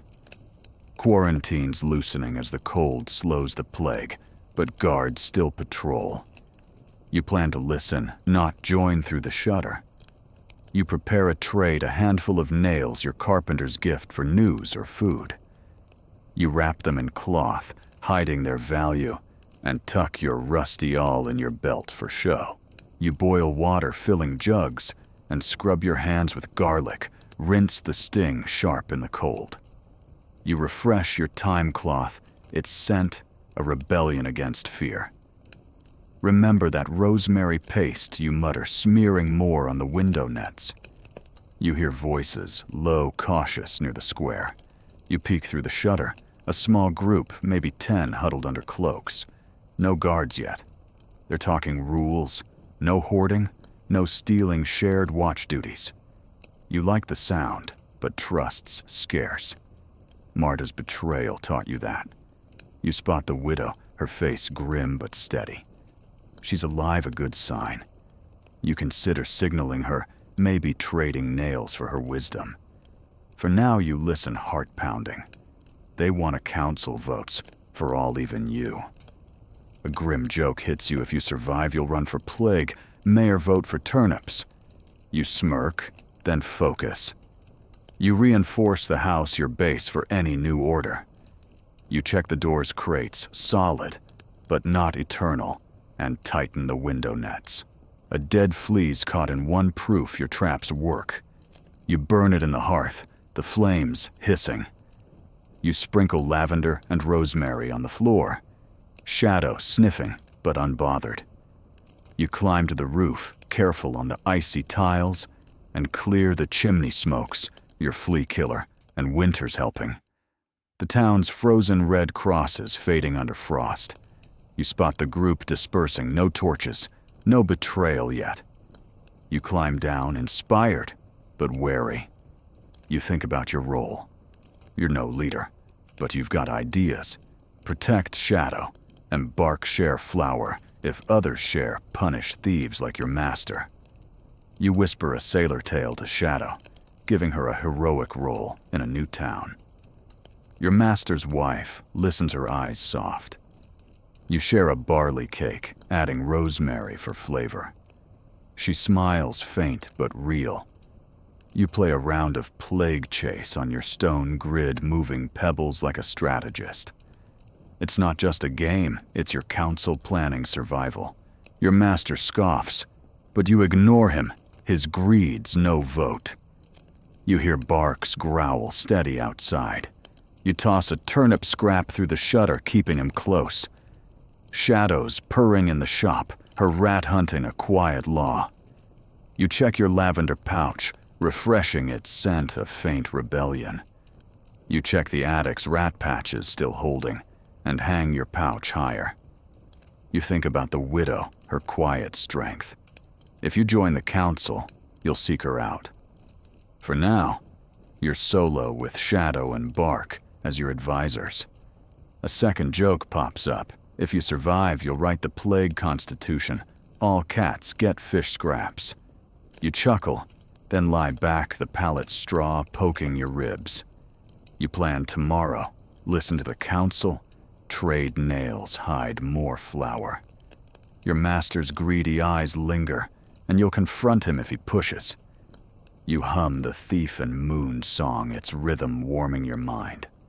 You boil water, filling jugs, and scrub your hands with garlic. Rinse the sting sharp. The hearth's low, so you break another stool. Your master's wife doesn't flinch. You feel a pang. She's fading, and you're helpless. You push it aside, focusing on the new rules, your chance to shape a world where trust isn't a trap. You blow out the candle, the darkness thick but familiar. A final joke: if the plague doesn't get you, you'll drown in council debates. You grin, then settle in Shadow's purr, humming below Bark's growl fading in the frost. The faint scent of herbs wraps you like a vow. The bells are silent tonight, or maybe you're too focused to hear them. You drift toward sleep, your vision of new rules, a small flame in a world broken by death. You wake to a faint rustle of straw in the attic. Shadow's tail flicking as she stalks an unseen foe. The Black Death's second wave still grips your town, but winter's frost and whispers of new survivor rules spark a flicker of hope. Your merchant's house, barricaded, scented with rosemary, and guarded by Shadow's claws. and Bark's growl stands as a scrappy fortress. You've traded nails for survival, dreamed of new laws, but now you glimpse something bigger: recovery. The plague's fading, or so the whispers say, and you're ready to believe in a world beyond red crosses. You rise the lavender pouch at your belt, a quiet comfort, and head downstairs, the air thick with hearth smoke and the faint tang of softening barley cakes. History shows the Black Death didn't last forever. By 1349, some regions saw cases drop as fleas died in winter's cold, or populations dwindled, leaving fewer hosts. Survivors rebuilt, though slowly, with new trade and labor systems emerging from the ashes. Historians still argue whether recovery was swift or took decades as famine and fear lingered. Here's the quirky tidbit: some towns held survivor feasts, sharing meager scraps to celebrate outlasting the plague, more symbolic than filling. You're not feasting yet, but you're ready to plan for a future where death isn't the only guest. You step into the shop, where your master's wife is praying, her cross a trembling shield, her breath clouding in the frosty air. Your master's by the hearth, eyeing the decoy flour sack, his greed a fading threat as hope creeps in. Shadows curled in a corner, purring her rat hunting a quiet win. Bark's growl rumbles outside, loyal for turnip scraps. You check the shutter's net, peering out. The street's icy cobblestones glinting under a pale dawn. No wails today, just silence, and a faint voice from the square, maybe the council planning. You're listening for signs the plague's loosening its grip. You check your stash in the attic: bread-hardening turnips, mushy eggs, untouched, barley cakes, dense hidden flour. Safe. You ration tight, skipping meals, but you're thinking beyond hunger. If the plague's fading, you'll need to trade, rebuild, maybe join the council's new rules. Your master's wife barely eats her prayers, softer now, as if she senses change. Your master grabs a barley cake, unasked, and you glare. He's still a leech, but less menacing in hope's light. You eat a turnip, its bitter crunch grounding you. A grim joke hits you: if the plague's done, you'll throw a feast turnip soup for all. You smirk, then focus. You reinforce the house, preparing for recovery. You check the door's crates, solid, but less vital now, and tighten the window nets. A dead flea's caught in one proof your traps still work, but fewer fleas mean winter's winning. You burn it in the hearth, the flames hissing. You sprinkle lavender and rosemary on the floor, shadow sniffing but unbothered. You climb to the roof, careful on the icy tiles, and clear the chimney smokes your flea killer, but you're dreaming of open air. The town's quieter red, crosses fading under frost. You spot the widow in the distance, carrying a bundle, alive, a good sign. You climb down, hopeful. You think about the council's whispers. Survivors are planning shared food watch duties, no hoarding. You like the sound, but trust's still thin. Marta's betrayal lingers. You've got nails, your all. Your skills patching, storytelling, plague chase. You could trade labor for a spot in their new order. You boil water, filling jugs, and scrub your hands with garlic, rinse the sting sharp but fading. You refresh your time-clothed scent, a rebellion against fear's last gasp. Remember that rosemary paste, you mutter, smearing more on the window nets. If the plague's fading, you'll trade herbs for goodwill. You hear voices, cautious, steady near the square. You peek through the shutter. The council may be 12 survivors talking. Trade, not death. The widow's there, her voice low but firm. You're tempted to signal, maybe trade nails for her plans. You wrap a handful in cloth, ready for a deal. You hum the thief and moon song, its rhythm warming your mind. You whisper a sailor tale to Shadow, giving her a heroic role in a rebuilt town. Your master's wife listens, her eyes soft. You share a barley cake, adding rosemary for flavor. She smiles, a spark of hope. Your master scoffs, but you ignore him, his greed's losing power. You think about recovery's shape. Markets might return, but smaller, scrappier. You could trade plague chase lessons, or mend walls for food. The kids' eerie games, now silent, taught you resilience. You'll carry that forward. You play a round of plague chase on your stone grid, moving pebbles like a planner. It's not just a game, it's your future, dodging threats, building alliances. You check your stash again, rewrapping the bread to keep it fresh. The eggs are your treasure untouched. You hide more flour, wary of your master, though his glare feels weaker today. You hear Barks growl steady outside. You toss a turnip scrap through the shutter, keeping him close. Shadow's purring in the shop, her rat hunting a quiet art. You check your lavender pouch, refreshing its scent, a faint anchor. You check the attic's rat patches, still holding, and hang your pouch higher. The house is your fortress, but the town's stirring, and you're ready to step out cautiously. You think about the widow. She's your bridge to the council. If quarantine lifts, you'll join her trade nails, maybe share a story. You plan tomorrow. Listen to the council trade with the widow, guard your stash. Your master's greedy eyes linger, but hope's dulled them. You'll watch him anyway. A second joke pops up. If you survive, you'll be the town's turnip tycoon, rich in mush. You chuckle, then lie back, the pallet straw poking your ribs. You boil water, filling jugs, and scrub your hands with garlic, rinse the sting, softer now. The hearth's low, so you break another stool. Your master's wife doesn't flinch. You feel a pang. She's fading, but her smile holds hope. You push it aside, focusing on recovery, a world where you're not just surviving. You blow out the candle, the darkness thick but softer, less like a grave. A final joke: if the plague doesn't get you, you'll drown in rosemary and bad plans. You grin, then settle in Shadow's purr, humming below Bark's growl, fading in the frost. The faint scent of herbs wraps you like a vow. The bells are silent tonight, or maybe you're too hopeful to hear them. You drift toward sleep recovery's promise, a small flame in a world thawing from death.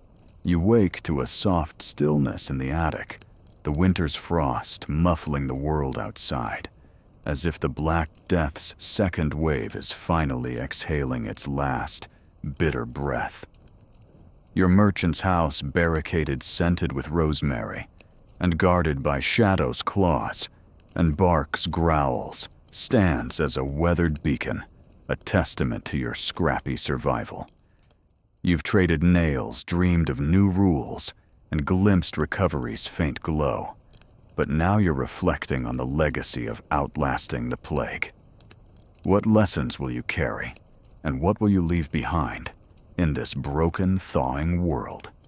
You rise, the lavender pouch at your belt, a quiet comfort, and head downstairs. The air thick with hearth smoke and the faint tang of softening barley cakes. History shows the Black Death reshaped the world. By 1350, Europe's survivors carried scars, but also new strengths, higher wages, freer peasants, a shaken church. The plague's lessons were brutal: resilience, adaptability, and community could outlast even death's shadow. Historians still argue whether these changes were progress or just survival's messy aftermath as old hierarchies clung on. Here's the quirky tidbit some survivors wrote: plague diaries scratched on wood or cloth to record their triumphs. You're no scribe, but you're ready to etch your own legacy, even if it's just in your mind. You step into the shop, where your master's wife is praying her cross, a trembling shield, her breath clouding faintly in the frosty air. Your master's by the hearth, eyeing the decoy flour sack, but his greed feels hollow, now dulled by hope. Shadows curled in a corner, purring her rat hunting a quiet legacy. Bark's growl rumbles outside, loyal for turnip scraps. You check the shutter's net, peering out. The street's icy cobblestones glinting under a pale sun. No wails today, just a soft murmur from the square survivors planning. You're ready to carry your lessons forward into a world that's stirring awake. You think about what you've learned. Hygiene your garlic rinses, and time cloths kept you clean when filth was death. Barter nails thread labor kept you fed when coin was dust. Solitude hardened by your master's betrayal taught you to trust sparingly. You check your stash in the attic, bread-hardening turnips, mushy eggs, untouched, barley cakes, dense hidden flour safe. You ration tight, but hope lets you eat a barley cake, its rosemary tang, a nod to your widow's trade. Your master's wife smiles faint, but real. Your master takes one unasked, and you let it slide, his powers fading. A grim joke hits you. Your legacy's surviving turnips, history's worst heirloom. You smirk, then focus. You reflect on community.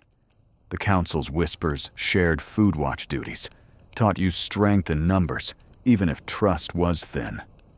The widow's rosemary, the kids' eerie games, showed you hope's stubborn spark.